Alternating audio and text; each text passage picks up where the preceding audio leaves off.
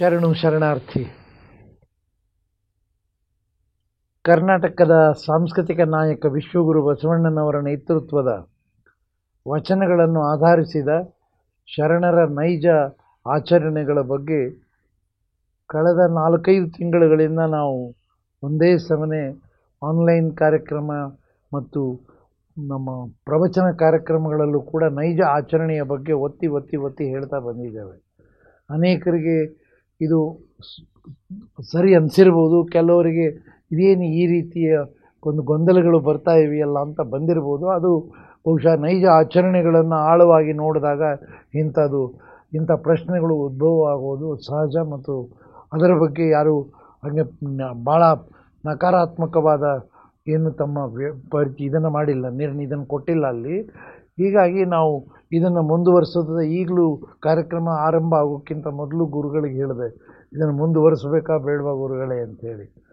ಕಾರಣ ಇದು ಕೆಲವೊಮ್ಮೆ ಸತ್ಯ ಕಹಿಯಾಗಿ ಕಾಣಿಸುತ್ತೆ. ಆ ಕಹಿಯನ್ನು ಅದನ್ನು ನೀವು ಒಪ್ಕೊಳ್ಳೋದಕ್ಕೆ ಮನಸ್ಸಿರ್ಬೇಕು. ಮೊದಲು ಸತ್ಯದ ನಿಲವನ್ನರಿಯದೆ ಹೋದಿರಲ್ಲ ಅಂತ ಹೇಳಿ ಒಂದು ವಚನದಲ್ಲಿ ಬರೋ ಹಾಗೆ ಸತ್ಯದ ನಿಲವನ್ನರಿಬೇಕಲ್ಲ. ಅಲ್ಲ, ಇದನ್ನು ಶರಣರು ಹೇಳಿದ್ರು, ಅದರಕ್ಕೆ ಕಹಿ ಉದರಕ್ಕೆ ಸಿಹಿ ಕೂಡಲ ಸಂಗಮ ದೇವರ ಶರಣರ ವಚನ ಬೇವ ಮೆದ್ದಂತೆ ಅಂತ ಹೇಳಿ. ನೋಡಿ, ಇದನ್ನ ನಾವು ಇಟ್ಕೊಂಡು ಈ ನಮ್ಮ ನೈಜ ಆಚರಣೆಯ ಈ ಸರಣಿಯನ್ನ ಭಾಳ ನೀವು ಪ್ರತ್ಯಕ್ಷವಾಗಿ ಅದನ್ನು ಬೇಕಾದನ್ನು ಚಾಣೆ ಹಿಡಿದು ನೋಡಿ, ನೀವು ನೋಡಿಕೊಳ್ಳಿ. ನಾವು ಅದನ್ನು ಹೇಳ್ತೇವೆ, ಇದು ಮಾಡಲೇಬೇಕು ಅಂತ ನಾವು ಆಟ ಹಿಡಿಯುತ್ತಾ ಇಲ್ಲ. ಇದನ್ನು ಅರ್ಥ ಮಾಡಿಕೊಳ್ಳಿ, ಸತ್ಯದ ನಿಲುವಿನಲ್ಲಿ ದಾಟ್ಕೊಂಡು ಹೋಗಿ ಅಂತೇಳಿ ನಾವು ಇತ್ತೀಚೆಗೆ ಒಂದು ವಚನ ಸಂವಿಧಾನ ಅನ್ನೋದನ್ನು ಕೂಡ ತಮಗೆಲ್ರಿಗೂ ಕಲಬುರಗಿಯಿಂದ ನಾವು ಇದನ್ನು ಮಾಡಿದ್ವಿ. ಅಲ್ಲಿಯೂ ಕೂಡ ಅದರ ಸಂವಿಧಾನದಲ್ಲಿಯೂ ಭಾಳ ಪರಿಶುದ್ಧವಾಗಿ ಸಾಕಷ್ಟು ಯೋಚನೆ ಮಾಡಿ ನಾವು ಎಲ್ಲರ ಮುಂದೆ ಇಟ್ಟಿದ್ದೇವೆ. ಅದರ ಮುಂದುವರಿಕೆಯಾಗಿ ಈ ದಿನ ಕರ್ಮ ಸಿದ್ಧಾಂತದಿಂದ ಕಾಯಕ ಸಿದ್ಧಾಂತದೆಡೆಗೆ ಅನ್ನೋ ಒಂದು ಅಂಶ ನಾವು ಚರ್ಚೆ ಮಾಡಬೇಕು ಅಂತ ಗುರುಗಳಿಗೆ ನಾನು ಹೇಳಿದೆ. ಈಗಾಗಲೇ ನಮ್ಮ ಕಲಬುರಗಿ ಬಸವ ಸಮಿತಿಯ ಅರಿವಿನ ಮನೆ ಕಾರ್ಯಕ್ರಮಗಳಲ್ಲಿ ಅಥವಾ ಧಾರವಾಡದ ಅರಿವಿನ ಮನೆ ಕಾರ್ಯಕ್ರಮಗಳಲ್ಲಿ ಈ ವಚನ ಸಂವಿಧಾನವನ್ನು ಮೇಲಿಂದ ಮೇಲೆ ಎಲ್ಲರ ಕಡೆ ಎಲ್ಲರಿಗೂ ಪರಿಚಯ ಮಾಡಿಕೊಡ್ತಾ ಇದ್ದೀವಿ. ಅದರಲ್ಲಿ ಒಂದು ಕಡೆ ಭಾಳ ನೇರವಾಗಿ ನಾವು ಹೇಳ್ತಾ ಇದ್ದೀವಿ, ಬದುಕಿನ ಎಲ್ಲ ಆಚರಣೆಗಳನ್ನು ಅರಿವಿನಿಂದ ಆಚರಿಸುತ್ತೇನೆ.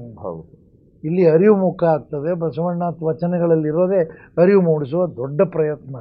ಅದನ್ನು ಅರಿವು ಮೂಡಿಸೋದಕ್ಕೆ ಆಗಲಿ ಅನ್ನೋದು ನೀವು ಅದರ ಬಗ್ಗೆ ಎಲ್ಲರೂ ಚಿಂತನೆ ಮಾಡಬಹುದು. ಇವತ್ತು ಪ್ರಾರಂಭ ಮಾಡೋಣ.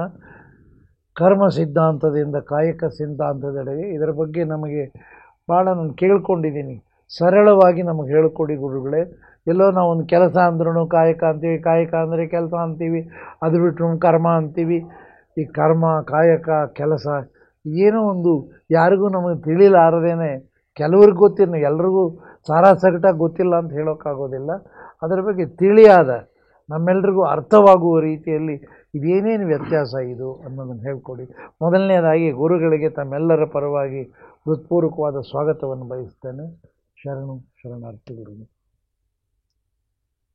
ಆನ್ಲೈನ್ ಅರಿವಿನ ಮನೆ ಕಾರ್ಯಕ್ರಮದಲ್ಲಿ ಭಾಗಿಗಳಾಗಿ ನಮ್ಮೆಲ್ಲರಿಗೆ ಒಂದು ನಿಜಾನುಭವದ ನಿರ್ಲಿಪ್ತ ಸ್ಥಿತಿಯ ಬೋಧನೆಗೆ ಅವಕಾಶ ಮಾಡಿಕೊಟ್ಟಿರ್ತಕ್ಕಂಥ, ಇದಕ್ಕೆ ಸಾಕ್ಷಿಯಾಗಿರ್ತಕ್ಕಂಥ ಸಕಲ ಶರಣ ಬಂಧುಗಳಲ್ಲಿ ಶರಣಾರ್ಥಿ.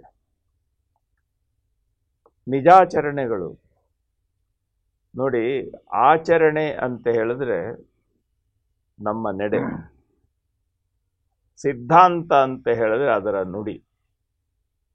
ವಾಸ್ತವವಾದಂಥ ರೀತಿಯಲ್ಲಿ ಇವತ್ತು ತಾವು ಹೇಳಿದ್ರೆ ಕಾಯಕ, ನೀವು ತಲಕಟ್ಟೇನು ಕೊಟ್ರಿ ಇವತ್ತು, ಇರ್ಲಿ ಕರ್ಮ ಸಿದ್ಧಾಂತ ಮತ್ತು ಕಾಯಕ ಸಿದ್ಧಾಂತ. ಸಿದ್ಧಾಂತ ಅಂತ ಹೇಳಿದ್ರೆ ಬರೀ ಹೇಳೋದ, ಅದನ್ನು ತಿದ್ಕೊಳ್ಳೋಣ. ಕರ್ಮ ಅದನ್ನು ಸ್ಪಷ್ಟವಾಗಿ ಹೇಳ್ಬೇಕಲ್ಲ. ಸಿದ್ಧಾಂತ ಇದನ್ನು ತಿದ್ದಿ ಮಾಡಿ ಅಲ್ಲ, ಸಿದ್ಧಾಂತ ಅಂತ ಹೇಳಿದ್ರೆ ನಾವು ಈ ರೀತಿ ತೀರ್ಮಾನ ಮಾಡಿದ್ದೇವೆ ಎಲ್ಲವನ್ನು ಗಮನಿಸಿ ಅಂತ ಹೇಳ್ತಕ್ಕಂಥ ಒಂದು ಕೊನೆಯ ಮಾತು ಅಂತ ಅನ್ನುವಂಥದ್ದು ಸಿದ್ಧಾಂತ ಅಂತ ಬರುತ್ತೆ. ಸಿದ್ಧವಾದ ಅಂತ ಅಂದ್ರೆ ಕೊನೆ ಸಿದ್ಧಾಂತ. ಆದರೆ ವಾಸ್ತವವಾಗಿ ಶರಣರದು ಅದು ನಿತ್ಯ ನಿರಂತರ ಸತ್ಯ ಹಾದಿಯಲ್ಲಿ ಬೆಳಗ್ತಕ್ಕಂಥ ಒಂದು ಬೆಳಕು, ಸೀಮಾತೀತವಾಗಿರ್ತಕ್ಕಂಥ ನೆಲೆ ಇದು. ಆ ಸೀಮಾತೀತವಾದ ನೆಲೆಯನ್ನು ಸಿದ್ಧಾಂತ ಅನ್ನುವ ಥಿಯರಿಯಿಂದ ಅನುಭವ ಅನ್ನುವಂಥ ಪ್ರಾಕ್ಟಿಕಲ್ನಲ್ಲಿ ಜೋಡಿಸ್ಕೊಂಡು ಹೋಗ್ಬೇಕು ನಾವು. ಥಿಯರಿ ಪ್ರಾಕ್ಟಿಕಲ್ ಇವನ್ನ ನಾವು ಸರಿಯಾದ ರೀತಿಯಿಂದ ಇಟ್ಕೊಳ್ಬೇಕು. ಈಗ ತಾವು ಹೇಳಿದ್ದಕ್ಕೆ ಒಂದು ಸಣ್ಣ ಸಣ್ಣ ಪ್ರಶ್ನೆ ಗುರುಗಳೇ. ನಮ್ಮ ಸಮಾಜದಲ್ಲಿ ಏನಾಗಿದೆ, ಅನುಭವದ ಅರಿವು ಇಲ್ಲ, ಕಾಯಕದ ಅರಿವು ಇಲ್ಲ, ಹಿಂಗಾಗಿ ಗೊಂದಲಕ್ಕೆ. ಅಲ್ಲ ಪಾಪ ಆ ಗೊಂದಲದ ಮಧ್ಯದಲ್ಲಿ ಈಗ ನೀವು ಹೇಳಿದಾಗ ಅರ್ಥ ಆಗ್ಬೇಕಲ್ಲ ನಮ್ಗೆ. ಅಲ್ಲ, ವಾಸ್ತವತೆಯ ನೆಲೆಯಲ್ಲಿ ಸ್ವಲ್ಪ ಅವ್ರಿಗೆ ಕುತೂಹಲನಾದ್ರೂ ಹುಟ್ಟುವಂತ ರೀತಿಯಿಂದ ನಾವು ಹೇಳಬೇಕು. ದಯವಿಟ್ಟು ಹೇಳಿ. ಈ ಲೆಕ್ಕದಲ್ಲಿ ಕರ್ಮ ಸಿದ್ಧಾಂತದಿಂದ ಕಾಯಕ ಸಿದ್ಧಾಂತದೆಡೆಗೆ ಅಂತ ಹೇಳಿದ್ದೀವಿ ನಾವು. ಕರ್ಮ ಅಂದ್ರೇನು, ಕಾಯಕ ಅಂದ್ರೇನು, ಕೆಲಸ ಅಂದ್ರೆ ಇದು ನೋಡಿ, ಇದು ಕೆಲಸ ಅನ್ನೋದು ಕನ್ನಡದ ಶಬ್ದ. ಆಯ್ತು ಗುರುಗಳೇ, ಮಾಡುವಾಗ ಅಲ್ಲ ಕೆಲಸ ಮಾಡ್ತೀನಿ ಒಂದು ಹೇಳೋದು ಕೇಳಿ, ಕಾಯಕ ಕೆಲಸ ಅಂತ ಅನ್ನುವಂಥದ್ರ ಬಗ್ಗೆ ಕನ್ಫ್ಯೂಷನ್ ಇರೋದನ್ನ ತೆಗಿಬೇಕು ಅಂತ. ಹೌದೌದು, ಪೂರ್ಣ ಮೂರಕ್ಕೂ ತೆಗಿಬೇಕು. ಈಗ ಕರ್ಮ ಅಂತ ಅನ್ನುವಂಥ ನೆಲೆ ಬಂದಾಗ ನಾನು ಅಂತ ಅನ್ನುವಂಥ ರೀತಿಯಲ್ಲಿ ನಾನು ಮಾಡ್ತಾ ಇದ್ದೇನೆ ಅಂತೇಳಿ ಮಾಡುವ ಕೆಲಸದಲ್ಲಿ ನಾನು ಮುಖ್ಯ ಅಂತ ಅನ್ನುವಂಥ ನೆಲೆಯಲ್ಲಿ ಬರ್ತಕ್ಕಂಥ ಎಲ್ಲ ಕೆಲಸಗಳು, ಕೆಲಸ ಕನ್ನಡದಲ್ಲಿ ಹೇಳ್ತಾ ಇದ್ದೀನಿ, ಕೆಲಸಗಳು ಕರ್ಮ ಅನ್ನಿಸ್ಕೊಳ್ತವೆ. ಕೆಲಸಗಳು ಕರ್ಮ ಅನ್ನಿಸ್ಕೊಳ್ತವೆ. ಈ ಕರ್ಮಕ್ಕೆ ನಾನು ಜವಾಬ್ದಾರಿ. ಹೌದೌದು. ಇದು ಯಾರು ಮಾಡಿದ್ದು? ಇದು ನಾನು ಮಾಡಿದ್ದು. ಅದು ಕರ್ಮ. ಅದು ಸಕಾರವಾಗಲಿ, ವಿಕಾರವಾಗಲಿ, ನಿರ್ವಿಕಾರವಾಗಲಿ, ಅದು ಕರ್ಮ. ಇದು ಯಾರು ಮಾಡಿದ್ದು? ನಾನು ಮಾಡಿದ್ದು ಅಂದ್ರೆ ಅದರ ಅಪರಾಧಿ ನಾನು. ಅಥವಾ ಇದು ಯಾರು ಮಾಡಿದ್ದು? ಇದು ನಾನು ಮಾಡಿದ್ದು, ಇದರ ಔನ್ನತ್ಯ ನನಗೆ. ಅಲ್ಲೇನಾಯ್ತು ಅಂದ್ರೆ ಕರ್ಮ ಅಂತ ಅನ್ನೋದಕ್ಕೆ ಎರಡು ಬಂತು, ಸತ್ಕರ್ಮ, ದುಷ್ಕರ್ಮ. ಕಾಯಕಕ್ಕದಿಲ್ಲ. ಕಾಯಕ ಅನ್ನಿಸ್ಕೊಳ್ಬೇಕಾದ್ರೆ ಅದು ಸತ್ಯವಾಗಿರಬೇಕು, ಶುದ್ಧವಾಗಿರಬೇಕು ಅಂತ ಅಪ್ಪ ಬಸವಣ್ಣ ಹೇಳ್ಬಿಟ್ಟಿದ್ದಾರೆ. ಆದ್ರೆ ಕರ್ಮಕ್ಕಿಲ್ಲ. ಸತ್ಕರ್ಮ, ದುಷ್ಕರ್ಮ ಎರಡೂ ಉಂಟು. ಎರಡು ಮುಖಗಳು ಉಂಟು. ಅದಕ್ಕೆ ಎರಡು ಮುಖ ಉಂಟು. ಇದಕ್ಕೊಂದು ಇಲ್ವೇ? ಇದು ಸ್ವಚ್ಛವಾಗಿರ್ತಕ್ಕಂಥ ನೆರಳಲಿಲ್ಲದ ಸಾಧನೆ, ಇದು ನೆರಳಲಿಲ್ಲದ ವ್ಯವಹಾರ. ಇದು ಸತ್ಕರ್ಮ, ದುಷ್ಕರ್ಮ. ಇವನು ಸತ್ಕರ್ಮ ಮಾಡಿದ್ದಾನೆ, ಇವನು ದುಷ್ಕರ್ಮಿ. ಸತ್ಕರ್ಮ ಮಾಡಿದವನು ಕೈಲಾಸಕ್ಕೆ ಹೋಗ್ತಾನೆ, ದುಷ್ಕರ್ಮಿ ಮಾಡೋದು ನರಕಕ್ಕೆ ಹೋಗ್ತಾನೆ. ಇದೆಲ್ಲ ಕ್ರಿಯೇಟ್ ಅಲ್ಲ, ಇದು ದುಷ್ಕರ್ಮಿ. ಇವನು ದುಷ್ಟ ಕೆಲಸ ಮಾಡಿದ ದುಷ್ಕರ್ಮಿ. ಇದು ಏನಾಗುತ್ತೆ ಅಂದರೆ ನಾನು ಅನ್ನುವಂಥ ನೆಲೆಯಲ್ಲಿ ಮಾಡ್ತಕ್ಕಂಥ ನೆಲೆಯಲ್ಲಿ ಇದಕ್ಕೋಸ್ಕರನೇ ಈ ಕರ್ಮ ಅಂತ ಅನ್ನುವಂಥದ್ದು ನನ್ನ ಜವಾಬ್ದಾರಿ, ನಾನು ಅನುಭವಿಸಲೇಬೇಕು. ಉಪ್ಪು ತಿಂದವನು ನೀರು ಕುಡಿಯಬೇಕು ಅನ್ನುವ ಗಾದೆ ಇದೆಯಲ್ಲ, ಆ ರೀತಿ ಕರ್ಮ ಮಾಡಿದವನು ಅದರ ಫಲಭೋಗವನ್ನು ಅನುಭವಿಸಲೇಬೇಕು. ಇದರಲ್ಲಿ ಎಲ್ಲರೂ ಹೇಳ್ತಾರೆ ನೋಡಿ, ಪುರಂದರದಾಸರು ಹೇಳ್ತಾರೆ, ನಾ ಮಾಡಿದ ಕರ್ಮ ಬಲವಂತವಾಗಿರಲು ನೀ ಮಾಡುವುದೇನೋ ಅಂತಾರೆ. ಅಂದ್ರೆ ನನ್ನ ಕರ್ಮದ ಫಲವನ್ನ ನಾನು ಉಣ್ಣದೆ ತಡೆಯಲಿಕ್ಕೆ ದೇವ್ರ ಕೈನಲ್ಲೂ ಆಗಲ್ಲ ಅಂತಾರವರು. ಯಾಕೆ ಅಂದ್ರೆ ನಾನು ಅನ್ನೋದನ್ನ ಅಲ್ಲಿ ಮುಂದೆ ಇಟ್ಕೊಂಡಿದ್ದೀನಿ. ಅಲ್ಲಿ ನಾನು ಅನ್ನೋದನ್ನು ಬಿಟ್ಟು ದೇವರೇ ನಿನ್ನಲ್ಲಿ ಅಂತ ಹೇಳಿಲ್ಲ ನಾನು. ನೋಡಿ, ಕರ್ಮ ಅಂತ ಅನ್ನುವಂಥದ್ದು ಇತಿಹಾಸದಲ್ಲಿ ಎಲ್ಲ ಕಡೆನೂ ಬರ್ತದೆ. ಈ ಕರ್ಮವನ್ನ ಮಾಡಬೇಕಾದ್ರೆ ಎಚ್ಚರ ಇರಬೇಕು ಅಂತ ಅನ್ನೋದು ಉಪನಿಷತ್ನಲ್ಲೂ ಬರ್ತದೆ. ಕುರ್ವನ್ನೇವೇಹ ಕರ್ಮಾಣಿ ಜಿಜೇ ವಿಷೇತ್ ಶತಗುಂ ಸಮಾಹ. ನೀನು ಎಚ್ಚರದಿಂದ ಕರ್ತವ್ಯ ಮಾಡುತ್ತಾ 100 ವರ್ಷ ಬದುಕು. ಆವಾಗ ಏನಾಗುತ್ತೆ ಅಂತಂದ್ರೆ ಫಲ ನಿನಗೆ ಅಂಟೋದಿಲ್ಲ ಅನ್ನೋ ಮಾತು ಹೇಳ್ತಾರೆ. ಏವಂ ತ್ವಯಿ ನಾಣ್ಯತೆ ತೋಸ್ತಿ ನ ಕರ್ಮ ಲಿಪ್ಯತೆ ನರೇ. ಇದು ಉಪನಿಷತ್ತಿನ ಮಾತು. ಇದನ್ನು ಎಚ್ಚರಿಕೆಯಿಂದ ಮಾಡಬೇಕಿದನ್ನ ಅಂತ ಅನ್ನೋದನ್ನ ಭಗವದ್ಗೀತೆಯಲ್ಲಿ ಕೃಷ್ಣನು ಹೇಳ್ತಾನೆ. ಯೋಗಸ್ಥ ಕುರು ಕರ್ಮಾಣಿ. ನೀನು ಏನು ಕೆಲಸ ಮಾಡಬೇಕಾದ್ರೂ ನಿನ್ನ ಮನಸ್ಸು, ನಿನ್ನ ಆಲೋಚನೆಗಳನ್ನು ಜೋಡಿಸ್ಕೊಂಡು ಮಾಡು ಅಂತ ನಾವು. ಯೋಗ ಅಂದ್ರೇನು ಅಂತಂದ್ರೆ ಭಗವದ್ಗೀತೆಯಲ್ಲಿ ಕೃಷ್ಣ ಹೇಳ್ತಾನೆ, ಯೋಗ ಕರ್ಮಸು ಕೌಶಲಂ ಅಂತಂದ್ರೆ ನಿನ್ನ ನಡವಳಿಕೆ, ನಿನ್ನ ನುಡಿ ಇವೆರಡು ಸಮನ್ವಯಗೊಳಿಸಿಕೊಳ್ಳುವುದಿದೆಯಲ್ಲ, ಇದು ಯೋಗ ಅಂತಾನೆ. ಕಾಯಕವು ಯೋಗವೇ ಆಯ್ತು. ಅಲ್ಲ, ವಿಷಯ ಹೇಳ್ತೀನಿ ನಾನು ಅಲ್ಲಿ ಬರೋದಕ್ಕೆ ಮೊದಲು. ಇದೆಲ್ಲ ಇವರು ಕಟ್ಟಂತ ಒಂದು ವ್ಯವಸ್ಥೆ. ಯೋಗ ಅಂತ ಹೇಳಿದ್ರೆ ನಿನ್ನ ಕರ್ಮದಲ್ಲಿ ಇರುವ ದ್ವಂದ್ವಗಳನ್ನು ತೆಗೆದು, ವ್ಯವಸ್ಥೆಯನ್ನು ತೆಗೆದು ನೀನು ಜೋಡಿಸಿ ನಾನು ಮಾಡ್ತಾ ಇದ್ದೆ. ಅದೇನಾಯ್ತು? ಸತ್ಕರ್ಮ ಆಯಿತು. ಅದರ ಫಲ ಅದು ಸ್ವಲ್ಪ ಅಂಟುಕೊಂಥದ್ದು. ಆದರೆ ಶರಣರು ಹೇಳಿದಂಥ ಕಾಯಕ ಇದೆಯಲ್ಲ, ಕಾಯಕದಲ್ಲಿ ನಾನು ಇಲ್ಲ, ನೀನೇ ಎಲ್ಲ. ಇದನ್ನ ಅಪ್ಪ ಬಸವಣ್ಣ ಅತ್ಯಂತ ಸರಳವಾಗಿ ಸ್ಪಷ್ಟವಾಗಿ ಹೇಳಿದ್ದಾರೆ.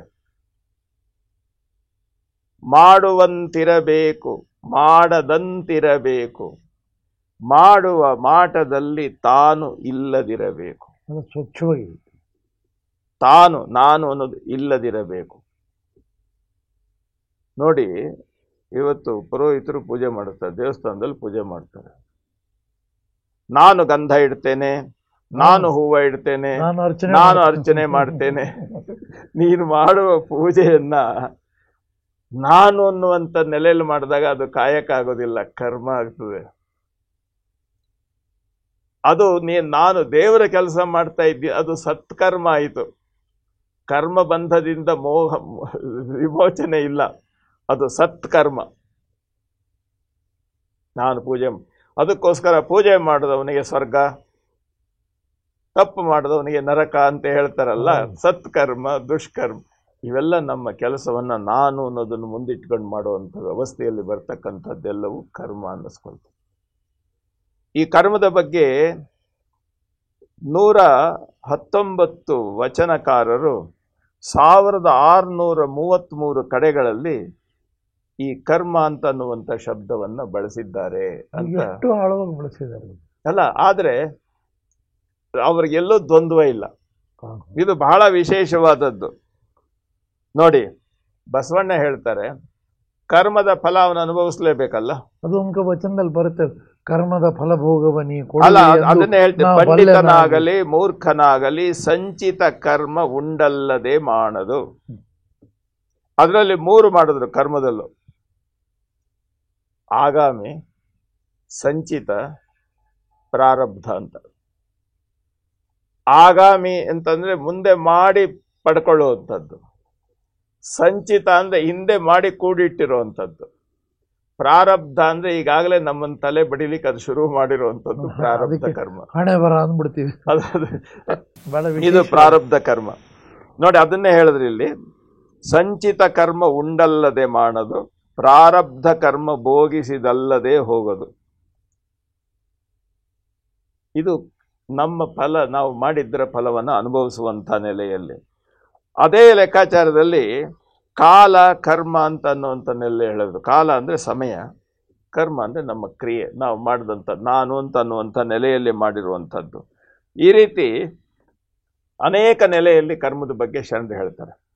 ಅಕ್ಕ ಮಹಾದೇವಿ ಬಹಳ ಚೆನ್ನಾಗಿ ಹೇಳ್ತಾರೆ, ಎಮ್ಮೆಗೊಂದು ಚಿಂತೆ, ಸಮಗಾರಗೊಂದು ಚಿಂತೆ, ಧರ್ಮಿಗೊಂದು ಚಿಂತೆ, ಕರ್ಮಿಗೊಂದು ಚಿಂತೆ. ನಾನು ಮಾಡ್ತಾ ಇದ್ದೇನೆ, ನನ್ನ ಪೂಜೆ, ನನ್ನ ಸೇವೆ ಎಲ್ಲರೂ ಗಮನಿಸಬೇಕು ಅನ್ನೋದು ಕರ್ಮಿಯ ಚಿಂತೆ. ಆದರೆ ಯಾವುದೇ ಒಂದು ಲೆಕ್ಕಾಚಾರದಲ್ಲಿ ಕರ್ಮ ಫಲವನ್ನು ಉಣ್ಣದೆ ಕಳೆಯಲಿಕ್ಕೆ ಸಾಧ್ಯ ಇಲ್ಲ ಅಂತ ಅನ್ನುವಂಥ ನೆಲೆಯನ್ನು ಎಲ್ಲ ಶರಣರು ಕರ್ಮದ ವಾಸ್ತವ ಸತ್ಯವನ್ನು ಇಟ್ಟುಕೊಂಡು ಅದರ ಬಗ್ಗೆ ಹೇಳಿದ್ದಾರೆ. ಇಷ್ಟು ಕಡೆ 1000. ಹೌದು, ಅವರೆಲ್ಲರೂ ಯಾವುದನ್ನು ಕನ್ಫ್ಯೂಷನ್ ಇಲ್ಲ ಅದರಲ್ಲಿ. ನಮಗಿದೆಯಲ್ಲ ಗುರುಗಳ, ಅದಕ್ಕೆ ಅಲ್ಲ ಪಾಪ ನಾವು ಚರ್ಚೆ ಇರೋದು ನಮಗೋಸ್ಕರ ಅಲ್ಲ. ಅದ್ರ ಬಗ್ಗೆ ಶರಣರಲ್ಲಿ ಎಲ್ಲೂ ಸಹ ಕರ್ಮದ ಬಗ್ಗೆ ಕನ್ಫ್ಯೂಷನ್ ಇಟ್ಕೊಂಡು ಎಲ್ಲೂ ಹೇಳಿಲ್ಲ. ಅದಕ್ಕೆ ಅದು ಇನ್ನಷ್ಟು ಸ್ಪಷ್ಟ ಮಾಡಿ ಗುರುಗಳ. ಆ ಲೆಕ್ಕದಲ್ಲಿ ಈ ಕರ್ಮದ ಫಲ ಅಂತ ಅನ್ನೋಂಥ ವ್ಯವಸ್ಥೆಗಳನ್ನು ನಾವು ಇಟ್ಕೊಂಡಾಗ ಮಾಡುವಂಥ ಎಲ್ಲವೂ ಸಹ ಅದರೊಳಗಡೆ ಬರ್ತದೆ. ನೋಡಿ, ಚನ್ನಬಸವಣ್ಣವರು ಹೇಳ್ತಾರೆ, ಮರ್ಮವನರಿದು ಮಾಡುವಂಗೆ ಕರ್ಮವಿಲ್ಲ ಅಂತಾರೆ. ಮರ್ಮವನ್ನು ಅರಿತು ಮಾಡುವಂಗೆ ಕರ್ಮ ಇಲ್ಲ. ಮಾಡುವ ಮಾಟದಲ್ಲಿ ತಾನಿರಬಾರದು ಅನ್ನುವಂಥ ವಾಸ್ತವತೆಯನ್ನು ತಿಳಿದವನಿಗೆ ಕರ್ಮ ಇಲ್ಲ. ನೋಡಿ ಎಷ್ಟು ಸೂಕ್ಷ್ಮವಾಗಿ ಹೇಳ್ತಾರೆ. ಅದಕ್ಕೆ ನಾವು ಸಂವಿಧಾನದಲ್ಲಿ ಬರೆದಿರೋದು, ಬದುಕಿನ ಎಲ್ಲಾ ಆಚರಣೆಗಳನ್ನು ಅರಿವಿನಿಂದ ಆಚರಿಸುತ್ತೇನೆ. ನೋಡಿ, ಈ ಶರಣರು ಹೇಗಿರಬೇಕು ಅಂತ ಅನ್ನುವಂಥ ನೆಲೆಯಲ್ಲಿ ಪ್ರಭುದೇವರು ಹೇಳ್ತಾರೆ, ಕರ್ಮವಿಲ್ಲದ ಕಾಯ, ನಾನು ಅನ್ನುವಂಥದ್ದನ್ನು ಬಿಟ್ಟು ನಾನು ಇಲ್ಲ ನೀನೇ ಎಲ್ಲ ಅಂತ ಅನ್ನುವಂಥ ನೆಲೆಯಲ್ಲಿ ಅದನ್ನು ಅಪ್ಪ ಬಸವಣ್ಣ ಎಷ್ಟು ಸರಳವಾಗಿ ನಮ್ಗೆ ಹೇಳ್ಕೊಟ್ರು ಅಂದರೆ, ತನು ನಿಮ್ಮದೆಂದ ಬಳಿಕ ಎನಗೆ ಬೇರೆ ತನುವಿಲ್ಲ, ಮನ ನಿಮ್ಮದೆಂದ ಬಳಿಕ ಎನಗೆ ಬೇರೆ ಮನವಿಲ್ಲ, ಘನ ನಿಮ್ಮದೆಂದ ಬಳಿಕ, ನಾವು ಅದನ್ನು ಧನ ಅಂತ ನಾವು ಅಪಭ್ರಂಶ ಮಾಡ್ತೀವಿ, ತಪ್ಪದು. ತನು ಸ್ಥೂಲ, ಮನ ಸೂಕ್ಷ್ಮ, ಧನ ಕಾಸು ಕಾರಣ ಆಗ್ಲಿಕ್ಕಾಗಲ್ಲ.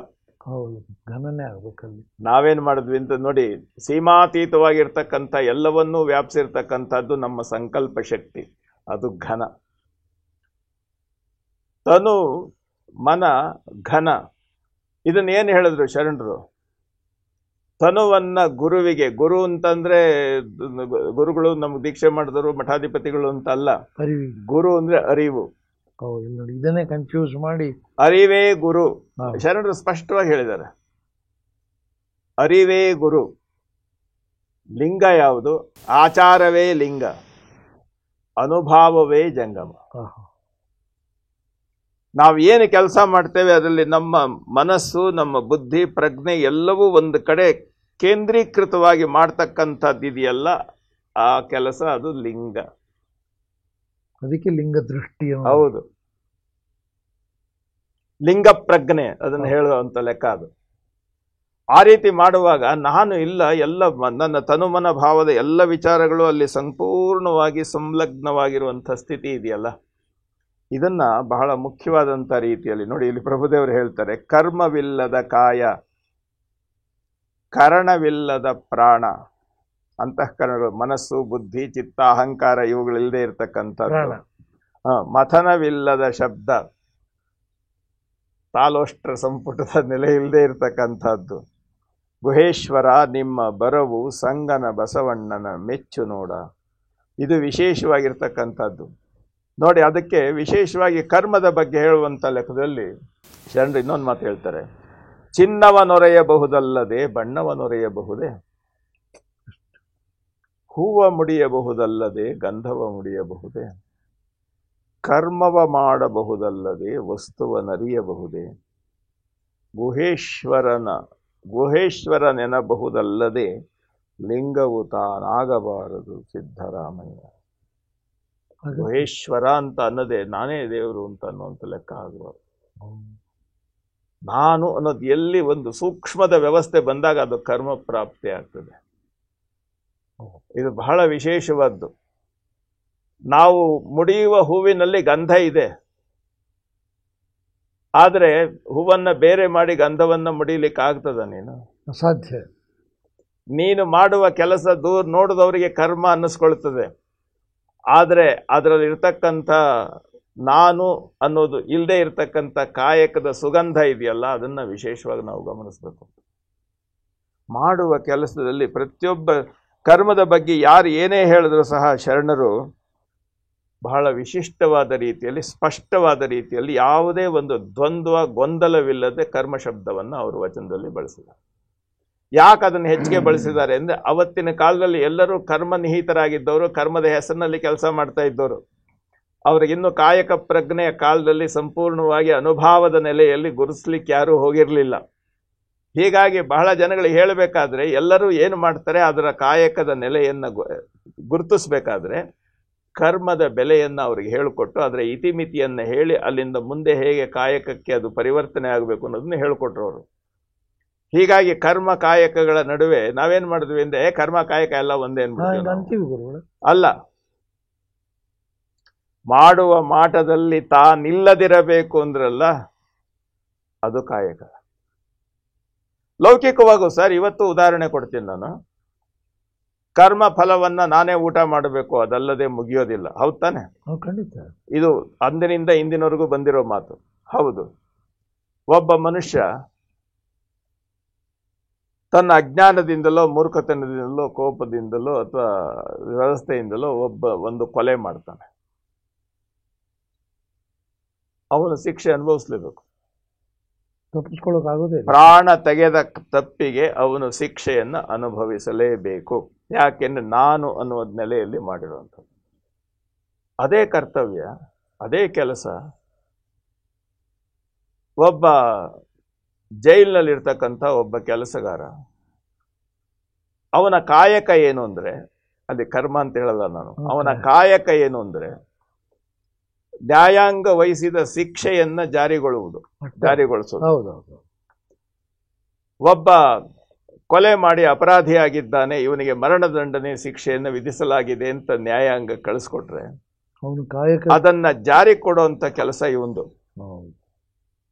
ಅವನು ಒಬ್ಬರ ಪ್ರಾಣ ತೆಗೆದು ಅಪರಾಧಿಯಾಗಿ ಇಲ್ಲಿ ಬಂದ. ಇಲ್ಲಿ ಇವನು ಪ್ರಾಣ ತೆಗಿತಾ ಇದ್ದಾನೆ. ಅವು ತೆಗಿತಾನೆ. ಆದರೆ ಅವನಿಗೆ ಯಾಕೆ ಶಿಕ್ಷೆ ಇಲ್ಲ?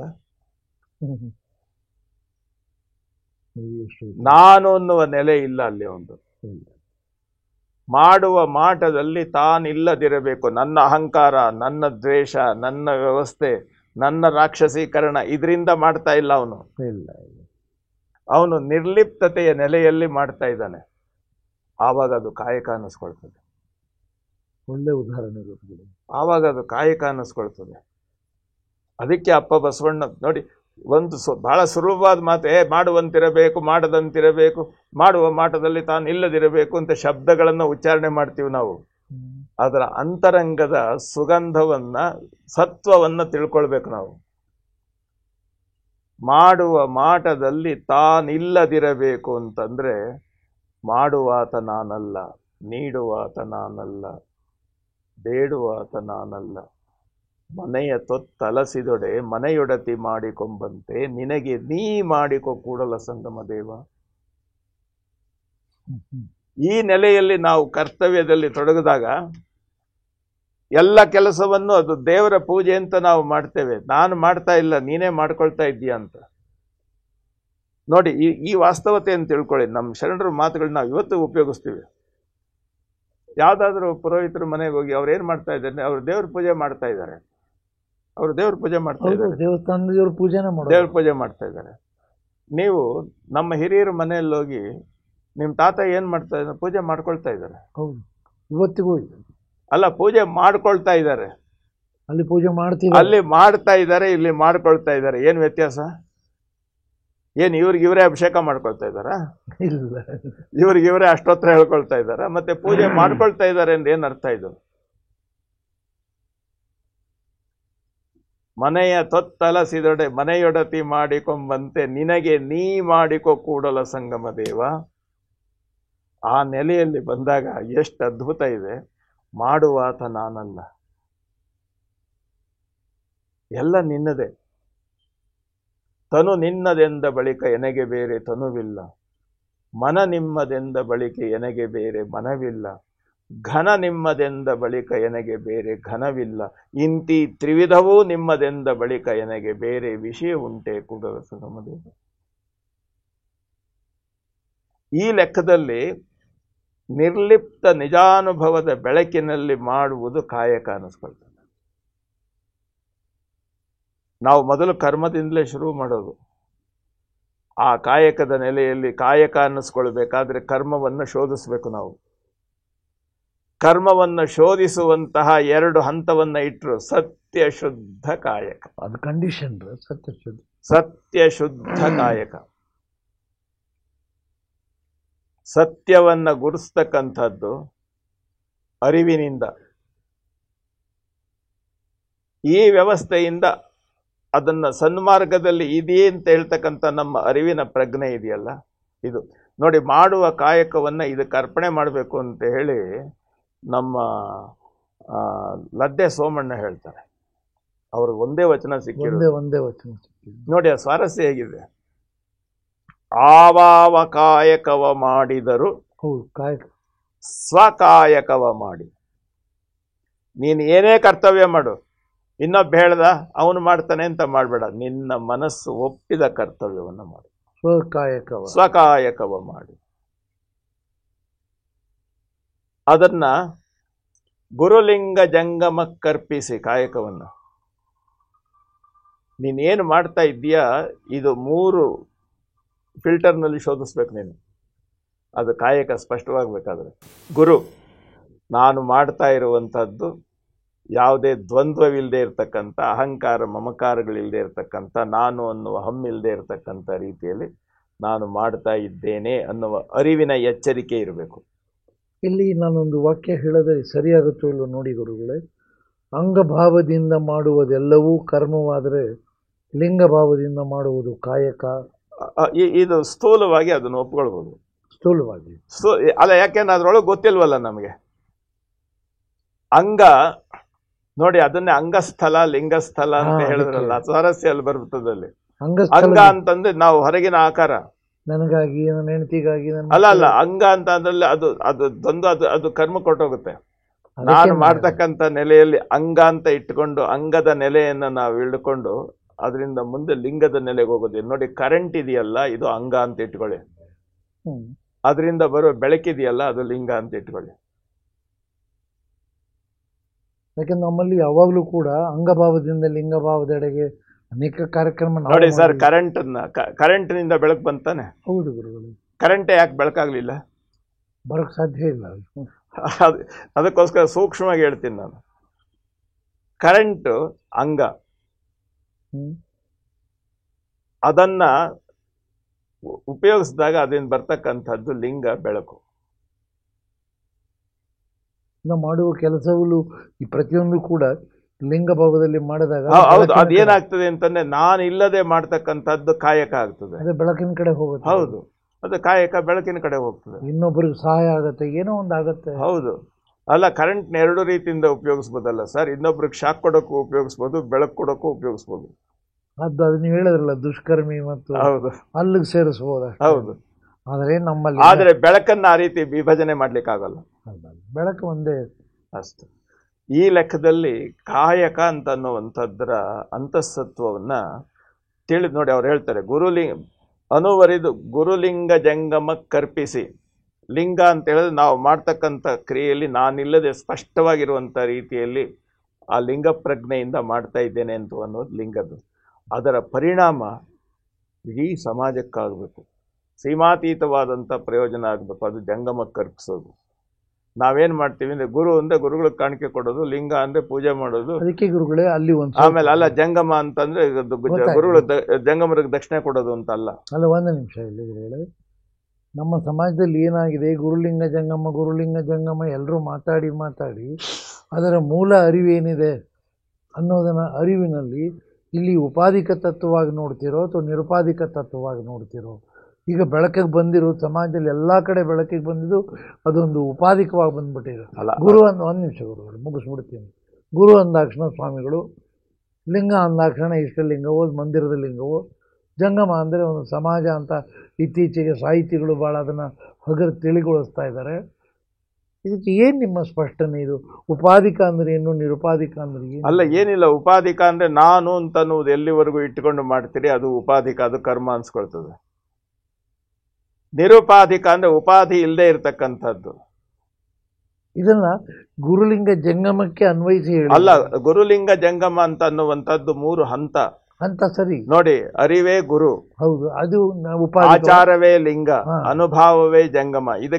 ಇದರಲ್ಲಿ ಪರೀಕ್ಷೆ ಮಾಡ್ಬೇಕು ನಾವು. ಇದು ನಿರುಪಾಧಿಕ. ಇದು ಅಲ್ಲ, ಇದು ವಾಸ್ತವ ಸತ್ಯ. ಇದು ಈ ಸತ್ಯ. ಇದು ಉಪಾಧಿಯಿಂದ ನಿರುಪಾಧಿಕಕ್ಕೆ ತೆಗೆದುಕೊಂಡು ಹೋಗ್ತಕ್ಕಂಥ ಸ್ಪಷ್ಟವಾದ ಬಾಗಿಲು. ಇದು ಪಾಸ್ವರ್ಡ್. ಇದು ಇನ್ನೊಂದು ಹೇಳಿ ಗುರುಗಳೇ ವಚನ. ಅರಿವೇ ಗುರು, ಆಚಾರವೇ ಲಿಂಗ, ಅನುಭಾವವೇ ಜಂಗಮ. ಆದ್ರೆ ಹೇಳುವವರು ಆ ರೀತಿ ಹೇಳೋದಿಲ್ಲ ಗುರುಗಳೇ. ಅದನ್ನ ಉಪಾಧಿ ಮಾಡ್ಕೋತಾರೆ. ನಾವು ಈಗ ಸಮಾಜದಲ್ಲಿರೋರು ನಾವು ಕನ್ಫ್ಯೂಸ್ ಮಾಡ್ಕೊಂಡಿದೀವಿ. ಅಲ್ಲ, ಇದ್ದಿದ್ದು ಹೇಳಿ ಗುರುಗಳೇ. ಹಂಗಲ್ಲ, ವಿಚಾರ ಹೇಳಬೇಕು ಅಂತ ಹೇಳಿದ್ರೆ ಅಲ್ಲ, ನಿಜಾಚರಣೆಯ ನಿಲುವಿನಲ್ಲಿ ಇದನ್ನ ಗುರುಲಿಂಗ ಜಂಗಮ ನೋಡಿ, ನಮ್ಮ ಚಿತ್ತ ಎಲ್ಲೋ ಹೋಗುತ್ತೆ. ನಮಗೆ ಗುರುಲಿಂಗ ಜಂಗಮ ಅನ್ನುವುದು ಸಹಜವಾದಂತ ಉಚ್ಚಾರಣೆ ವ್ಯವಸ್ಥೆಗಳಾದರೂ ಸಹ ನಮ್ಮ ಅಜ್ಞಾನದ ನೆಲೆಯಲ್ಲಿ ನಾವು ಅದರ ವ್ಯವಸ್ಥೆಯನ್ನ ಆ ಒಂದು ವ್ಯವಸ್ಥೆಯಿಂದ ನಿರುಪಾಧಿಯಿಂದ ಉಪಾಧಿಯ ಕಡೆಗೆ ತಂದುಬಿಟ್ಟಿದ್ದೀವಿ ನಾವು. ಅಲ್ಲೇ ನಮ್ದು ಎಲ್ಲಿ ನಮ್ಮ ಸಮಾಜ ತಪ್ಪುತ್ತಾ ಇದೆ ಅಂದ್ರೆ ನೋಡಿ, ಅದಕ್ಕೆ ನಿಮಗೆ ಅಂಗ ಮತ್ತು ಲಿಂಗ ಅನ್ನೋದು ಅಂಗಭಾವದಲ್ಲಿ ಬಸವಣ್ಣ ಒಂದು ವಚನದಲ್ಲಿ ಸ್ಪಷ್ಟವಾಗಿರುವಂಥ ರೀತಿಯಲ್ಲಿ ನಾವು ಹೇಗಿರಬೇಕು ಸಮಾಜದಲ್ಲಿ ಎಂದು ಹೇಳ್ತಾರೆ. ನಾನೋರ್ವನೇ ಭಕ್ತ, ಮರ್ತ್ಯಲೋಕದೊಳಗಣ ಮಹಾಗಣಗಳೆಲ್ಲರೂ, ಬೆಂಗಳೂರಿನಲ್ಲಿರೋರು, ಮೈಸೂರಿನಲ್ಲಿರೋರು, ಬಸವ ಕಲ್ಯಾಣದಲ್ಲಿರೋರು ಅಲ್ಲ, ಜಂಗಮಲಿಂಗಗಳು ಮರ್ತ್ಯಲೋಕದೊಳಗೆ. ಅವನು ಈ ದೇಶ ಆ ದೇಶ ಅಂತಲ್ಲ, ಉತ್ತರ ಧ್ರುವ ದಕ್ಷಿಣ ಧ್ರುವ ಅಲ್ಲ, ಮರ್ತ್ಯಲೋಕದೊಳಗಣ ಮಹಾಗಣಗಳು ಅಂದ್ರೆ ಎಲ್ಲ ಜೀವಿಗಳು ಸಾಕ್ಷಾತ್ ಖಚಿತವಾಗಿ ಜಂಗಮಲಿಂಗ ನೀವೇ ಅಯ್ಯ ಕೂಡಲ ಸಂಗಮದೇವ. ನಾನು ನನ್ನ ಕರ್ತವ್ಯವನ್ನು ಮಾಡಬೇಕಾದ್ರೆ ನಾನು ಓರ್ವನೇ ಭಕ್ತ, ಉಳಿದವರೆಲ್ಲರೂ ಜಂಗಮ. ಜಂಗಮ ಪ್ರಜ್ಞೆ, ಅವರ ದೃಷ್ಟಿ ನನ್ನ ಮೇಲಿದೆ, ನನ್ನನ್ನು ಗಮನಿಸ್ತಾ ಇದ್ದಾರೆ, ನಾನು ತಪ್ಪು ಮಾಡಬಾರ್ದು ಅನ್ನುವಂಥ ಎಚ್ಚರಿಕೆ. 1000 ಕಣ್ಣುಗಳು ನನ್ನನ್ನು ನೋಡ್ತಾ ಇವೆ, ನಾನು 2 ಕಣ್ಣಿಂದ ಪ್ರಪಂಚ ನೋಡ್ತೇವೆ, ಅದು ಅಗಣಿತ ದೃಷ್ಟಿ ನನ್ನ ಮೇಲಿದೆ. ಇದು ಎಷ್ಟು ಎಚ್ಚರಿಕೆಯಿಂದ ಇರಬೇಕು. ಶರಣ ಮಾರ್ಗದಲ್ಲಿ ಕಾಯಕದ ನೆಲೆ ಬಂದಾಗ ಈ ಸ್ಪಷ್ಟತೆ ಬರ್ತದೆ. ಬರಲೇಬೇಕು ಗುರುಗಳು, ಇಲ್ಲದೆ ಹೋದರೆ ಎಲ್ಲವೂ ಕಾಯಕ ಅನ್ಕೊಂಡು ಹೋದ್ರೆ ನೋಡಿ, ಎಲ್ಲರೂ ಹೇಳ್ತಾರೆ ಸರ್, ಬಸವಣ್ಣ ಹೇಳಿದ್ರಲ್ಲ, ಮರ್ತ್ಯಲೋಕದೊಳಗಣ ಮಹಾಗಣಗಳೆಲ್ಲರೂ ಸಾಕ್ಷಾತ್ ಜಂಗಮಲಿಂಗ ನೀವೇ ಅಂತ ಹೇಳಿದ್ರೆ, ಹೌದು, ನಮ್ಮ ಎದುರಿನಲ್ಲಿ ಬರ್ತಕ್ಕಂಥ ಅವರೆಲ್ಲರೂ ಮೊಬೈಲ್ ಟೆಂಪಲ್ಸ್, ನಡೆದಾಡುವ ಗುಡಿಗಳು. ಇದನ್ನ ಹಿಂದೆ ಉಪದೇಶ ಮಾಡಿದ ಕೃಷ್ಣನು, ಈಶ್ವರ ಸರ್ವಭೂತಾನಾಂ ಹೃದ್ದೇಶೆ ಅರ್ಜುನ ತಿಷ್ಠತಿ.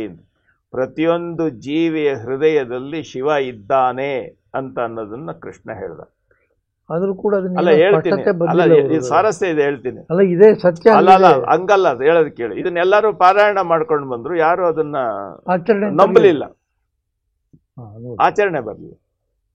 ಶಂಕರಾಚಾರ್ಯರು ಹೇಳಿದ್ರು, ಆತ್ಮತ್ವಂ, ಒಳಗಿರ್ತಕ್ಕಂಥ ಚೈತನ್ಯವೇ ನೀನು. ಗಿರಿಜಾಮತಿ, ನಿನ್ನ ಬುದ್ಧಿ ಇದೆಯಲ್ಲ ಅದು ಪಾರ್ವತಿ. ಪ್ರಾಣಗಳಿವೆಯಲ್ಲ ಅದು ನಿನ್ನ ಸೇವಕರು. ಶರೀರ ಇದೆಯಲ್ಲ ನಿನ್ನ ಮನೆ ಅಂದ್ರು. ಇಷ್ಟೆಲ್ಲ ಹೇಳಿದ ಮೇಲೆ ಅದನ್ನು ಬರೀ ಪಾರಾಯಣ ಮಾಡ್ಕೊಂಡು ಬಂದ್ರು.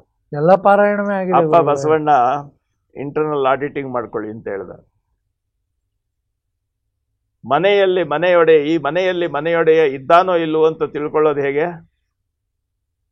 ಒಂದು ಲೌಕಿಕವಾದ ಒಂದು ಮನೆ ಅಂತಂದ್ರೆ, ಮನೆ ಬಾಗಿಲಲ್ಲಿ ಮುಳ್ಳು ಬೆಳ್ಕೊಂಡಿದೆ, ಒಳಗೆ ಕಸ ತುಂಬಿಕೊಂಡಿದೆ, ಯಾರು ವಾಸವಾಗಿ ಇಲ್ಲ ಅನ್ನೋ ಅನ್ನಿಸ್ತದೆ. ಇಲ್ಲಿ ತನುವಿನೊಳಗೆ ಹುಸಿ, ಅದಕ್ಕೆ ಹೇಳ್ತಾ ಇದ್ದಾನೆ, ತನುವಿನಲ್ಲಿ ಹುಸಿ ತುಂಬಿ ಮನದೊಳಗೆ ವಿಷಯ ತುಂಬಿ, ಈ ಮನೆಯೊಡೆಯ ಇಲ್ಲ ಕೂಡಲ ಸಂಗಮ.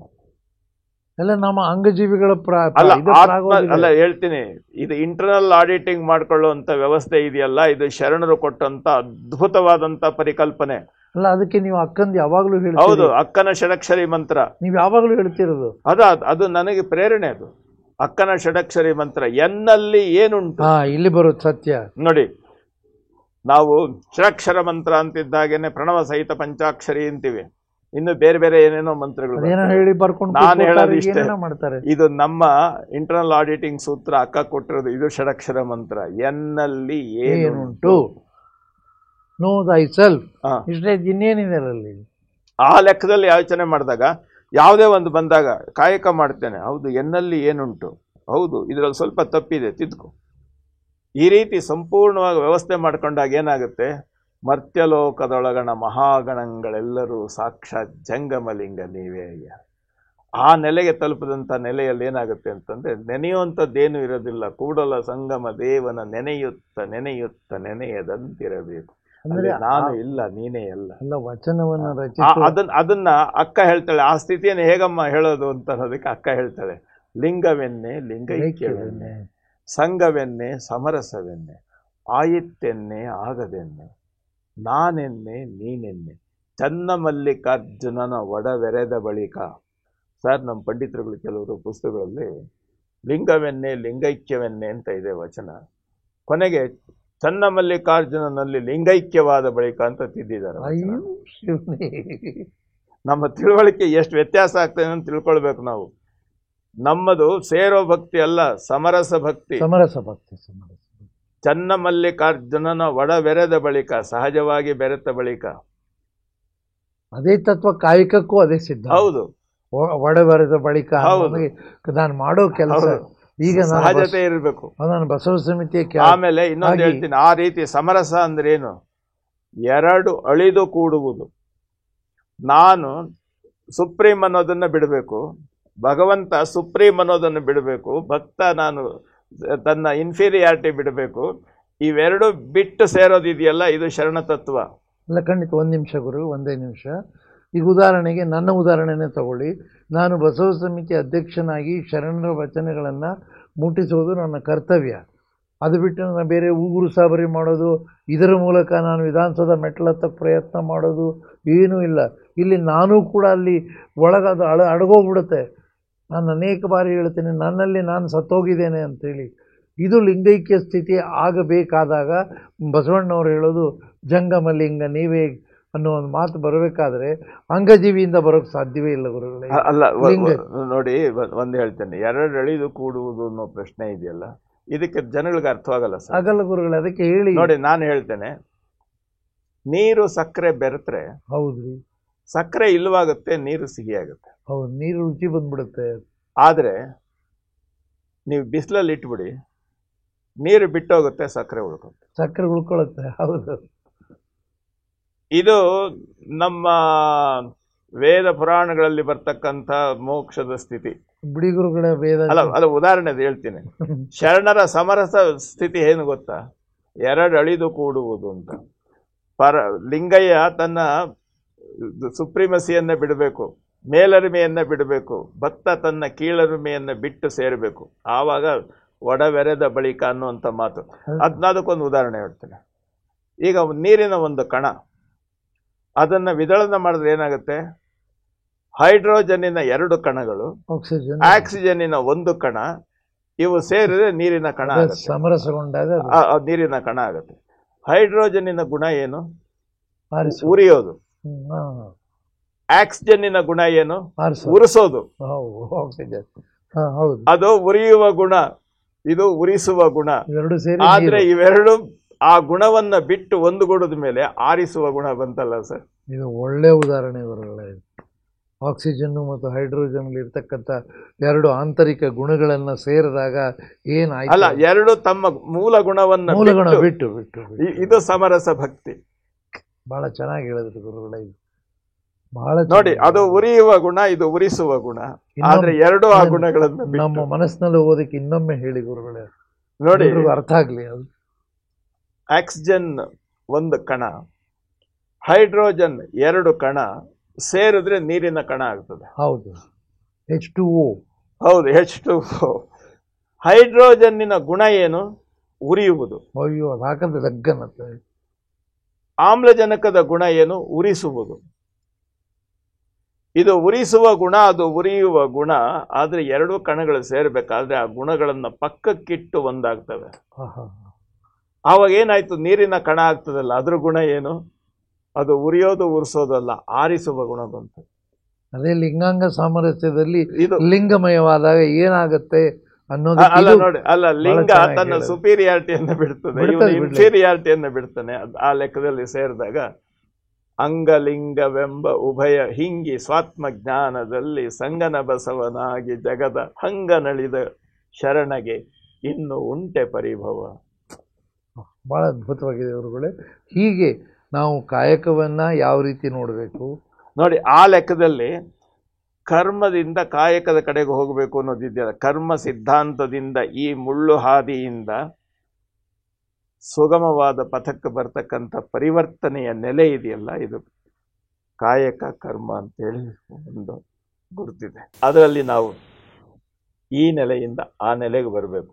ಕರ್ಮ ಸಿದ್ಧಾಂತದಿಂದ ಇದೇ ನಾನು ಮಾಡ್ತೇನೆ, ನನ್ನಿಂದಲೇ ಆಯಿತು, ಎಲ್ಲ ಕಡೆ ಬೋರ್ಡ್ಗಳು ಹಾಕ್ಸ್ಕೊಂತೀವಿ, ಇಂಥವ್ರು ಮಾಡಿದ್ದು, ಅಂಥವ್ರು ಮಾಡಿದ್ದು, ಇವ್ರು ಕಟ್ಟಿದ್ದು, ಎಲ್ಲ ಅಷ್ಟೇ ಅಲ್ಲ. ನಾವು ದೇವ್ರ ಪೂಜೆ ಮಾಡಬೇಕಾದ್ರೂ ನಾನು ಮಾಡ್ತೇನೆ, ನಾನು ಹೂವು ಹಾಕ್ತೇನೆ, ನಾನು ನೀರು ಹಾಕ್ತೇನೆ, ನಾನು ದೀಪಂ ದರ್ಶಯಾಮಿ ಅಂತೇನೇನೋ ಹೇಳ್ತಾರೆ ಸಂಸ್ಕೃತದಲ್ಲಿ. ಆದರೆ ಶರಣರು ಹಾಗೆ ಹೇಳೋದು.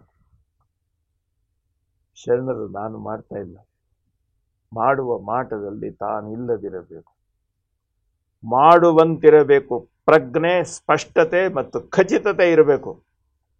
ಆದರೆ ಅಂತರಂಗದಲ್ಲಿ ಮಾಡದಂತಿರಬೇಕು.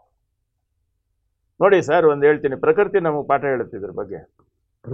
ಅಲ್ಲ, ಒಂದು ಹೇಳ್ತೀನಿ, ಪ್ರಕೃತಿ ಪಾಠ ಹೇಳ್ತೀನಿ ಸರ್. ನಾನು ಮೊನ್ನೆ ಸುನಾಮಿ ಬಂದು ಅದ್ಭುತವಾಗಿ ಊರೆಲ್ಲ ಕೊಚ್ಕೊಂಡು ಹೋಯ್ತು ಕೆಲವು. ಅದ್ಭುತ ಆಯ್ತಲ್ಲ, ಅದೇ ತಡೆಯಲಾರ್ದು, ಊಹೆಗೆ ನಿಲುಕದೇ ಇರ್ತಕ್ಕಂಥ ಅಷ್ಟು ಸುನಾಮಿ ಎತ್ತರಕ್ಕೆ ಬರ್ತಕ್ಕಂಥ ಸಮುದ್ರದಲ್ಲಿ ಒಂದು 100 ಅಡಿ ಕೆಳಗಡೆ ಹೋಗಿ ನೀವು, ಅಲ್ಲಿ ಅಲೆ ಏನು ಕಾಣೋದೇ ಇಲ್ಲ, ಮೇಲೋಟೋಗಿರುತ್ತೆ. ಅಲ್ಲ, ಅಲೆ ಏನು ಕಾಣೋದೇ ಇಲ್ಲ, ನೀರು ಅದರಲ್ಲಿ ನಿಶ್ಚಿಂತವಾಗಿರ್ತದೆ. ಅಲ್ಲಿ ಸಾಮಾನ್ಯ ಮೀನುಗಳು ಮತ್ತು ಮೊಸಳೆಗಳು ಸಲೀಸಾಗಿ ಒಳಗಿರ್ತವೆ, ಮೇಲೆ ಅಲೆ ಅಷ್ಟ ಅನಾಹುತ ಮಾಡ್ತಾ ಇರ್ತದೆ. ಹೊರಗಿನ ವ್ಯವಸ್ಥೆ ಅಲ್ಲ, ಒಳಗೆ ಎಷ್ಟು ಶಾಂತಿ ಇದೆ. ಮಾಡದಂತಿರಬೇಕು. ನೋಡಿ, ಇದು ಸ್ವಾರಸ್ಯ ಇದೆ. ಹೊರಗಿನ ಲೆಕ್ಕ ಏನು ಮಾಡಿದ್ರು ಒಳಗಡೆ ಅಷ್ಟೇ ನಿರ್ಲಿಪ್ತ ನಿಜಾನುಭವ ಸ್ಥಿತಿಯಲ್ಲಿರಬೇಕು. ಶಬ್ದಗಳು ನಮ್ಮ ಭಾಷಣಗಳಲ್ಲಿ ಹೊರಟೋಗ್ತವೆ ಸರ್, ಆದರೆ ನಿಶ್ಶಬ್ದ ನಮ್ಮ ಅನುಭವದ ನೆಲೆಯಲ್ಲಿ ತಲುಪಿರ್ತದೆ.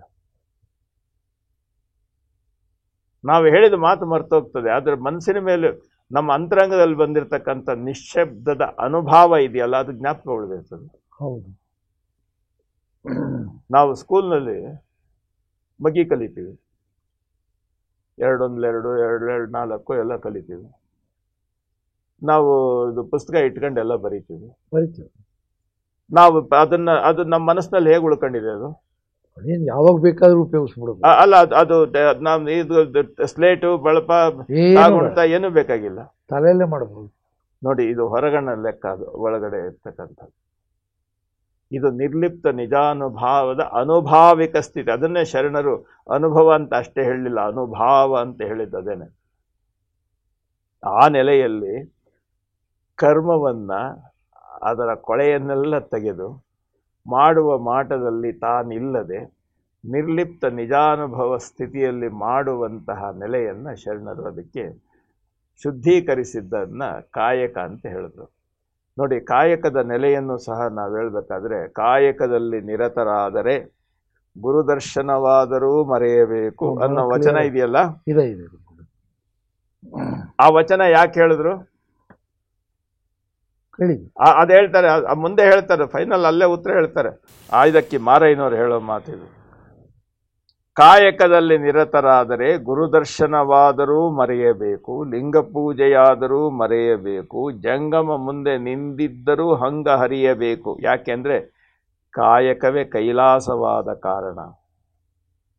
ಅಮರೇಶ್ವರ ಲಿಂಗವಾಯಿತ್ತಾದರೂ ಕಾಯಕಕ್ಕೆ ಹೊಳಗು.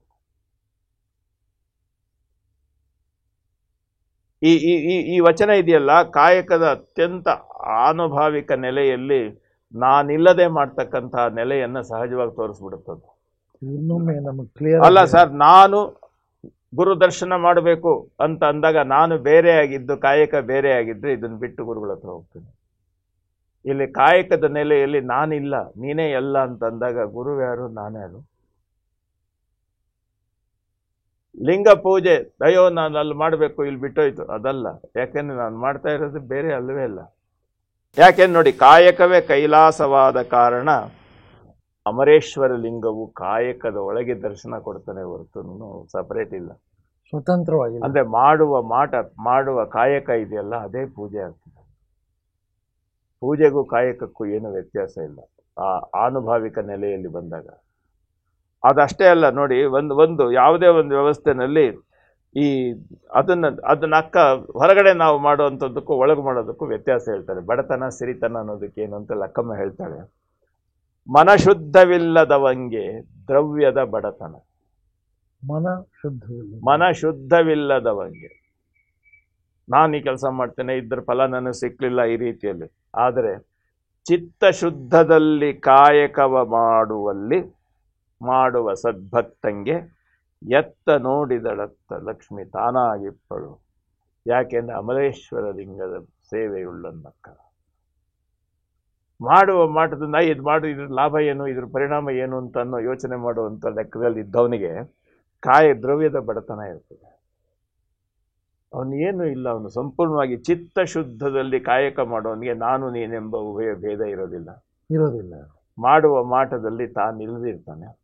ಆ ನೆಲೆಯಲ್ಲಿ ಇದ್ದವನಿಗೆ ಬೇರೆ ಇನ್ನೇನು ಇಲ್ಲ. ಈ ಸೂಕ್ಷ್ಮವಾದಂಥ ನೆಲೆಯನ್ನ 12ನೇ ಶತಮಾನದ ಸರಳ ಶರಣರು, ಸಹಜ ಶರಣರು ಆಚರಣೆಗೆ ತಂದಿದ್ರಿಂದ ಕಲ್ಯಾಣ ಅದ್ಭುತವಾದಂಥ ಸಾಧನಾ ಭೂಮಿ ಆಯ್ತಲ್ಲ, ಸಿದ್ಧ ಭೂಮಿ ಆಯಿತು. ಪ್ರಭುದೇವರು ಹೇಳಿದ್ರು, ಈ 3 ಉದಾಹರಣೆ ಕೊಡ್ತಾರೆ. ಎಷ್ಟು ಅದ್ಭುತವಾಗಿರುವಂಥ ಉದಾಹರಣೆ ಸರ್ ಅವ್ರು ಹೇಳುವಂಥದ್ದು. ಕಲ್ಯಾಣದ ನೆಲೆಯನ್ನು ಕುರಿತು ಹೇಳುವಂಥದ್ದು ಎಷ್ಟು ಆ ವಿಚಾರವನ್ನ ಹೇಳ್ತಲೇ ಇರಬೇಕು. ಇಲ್ಲಿರ್ತಕ್ಕಂಥ ಅವರೆಲ್ಲರೂ ಬೇರೆ ಅಲ್ಲವೇ ಇಲ್ಲ.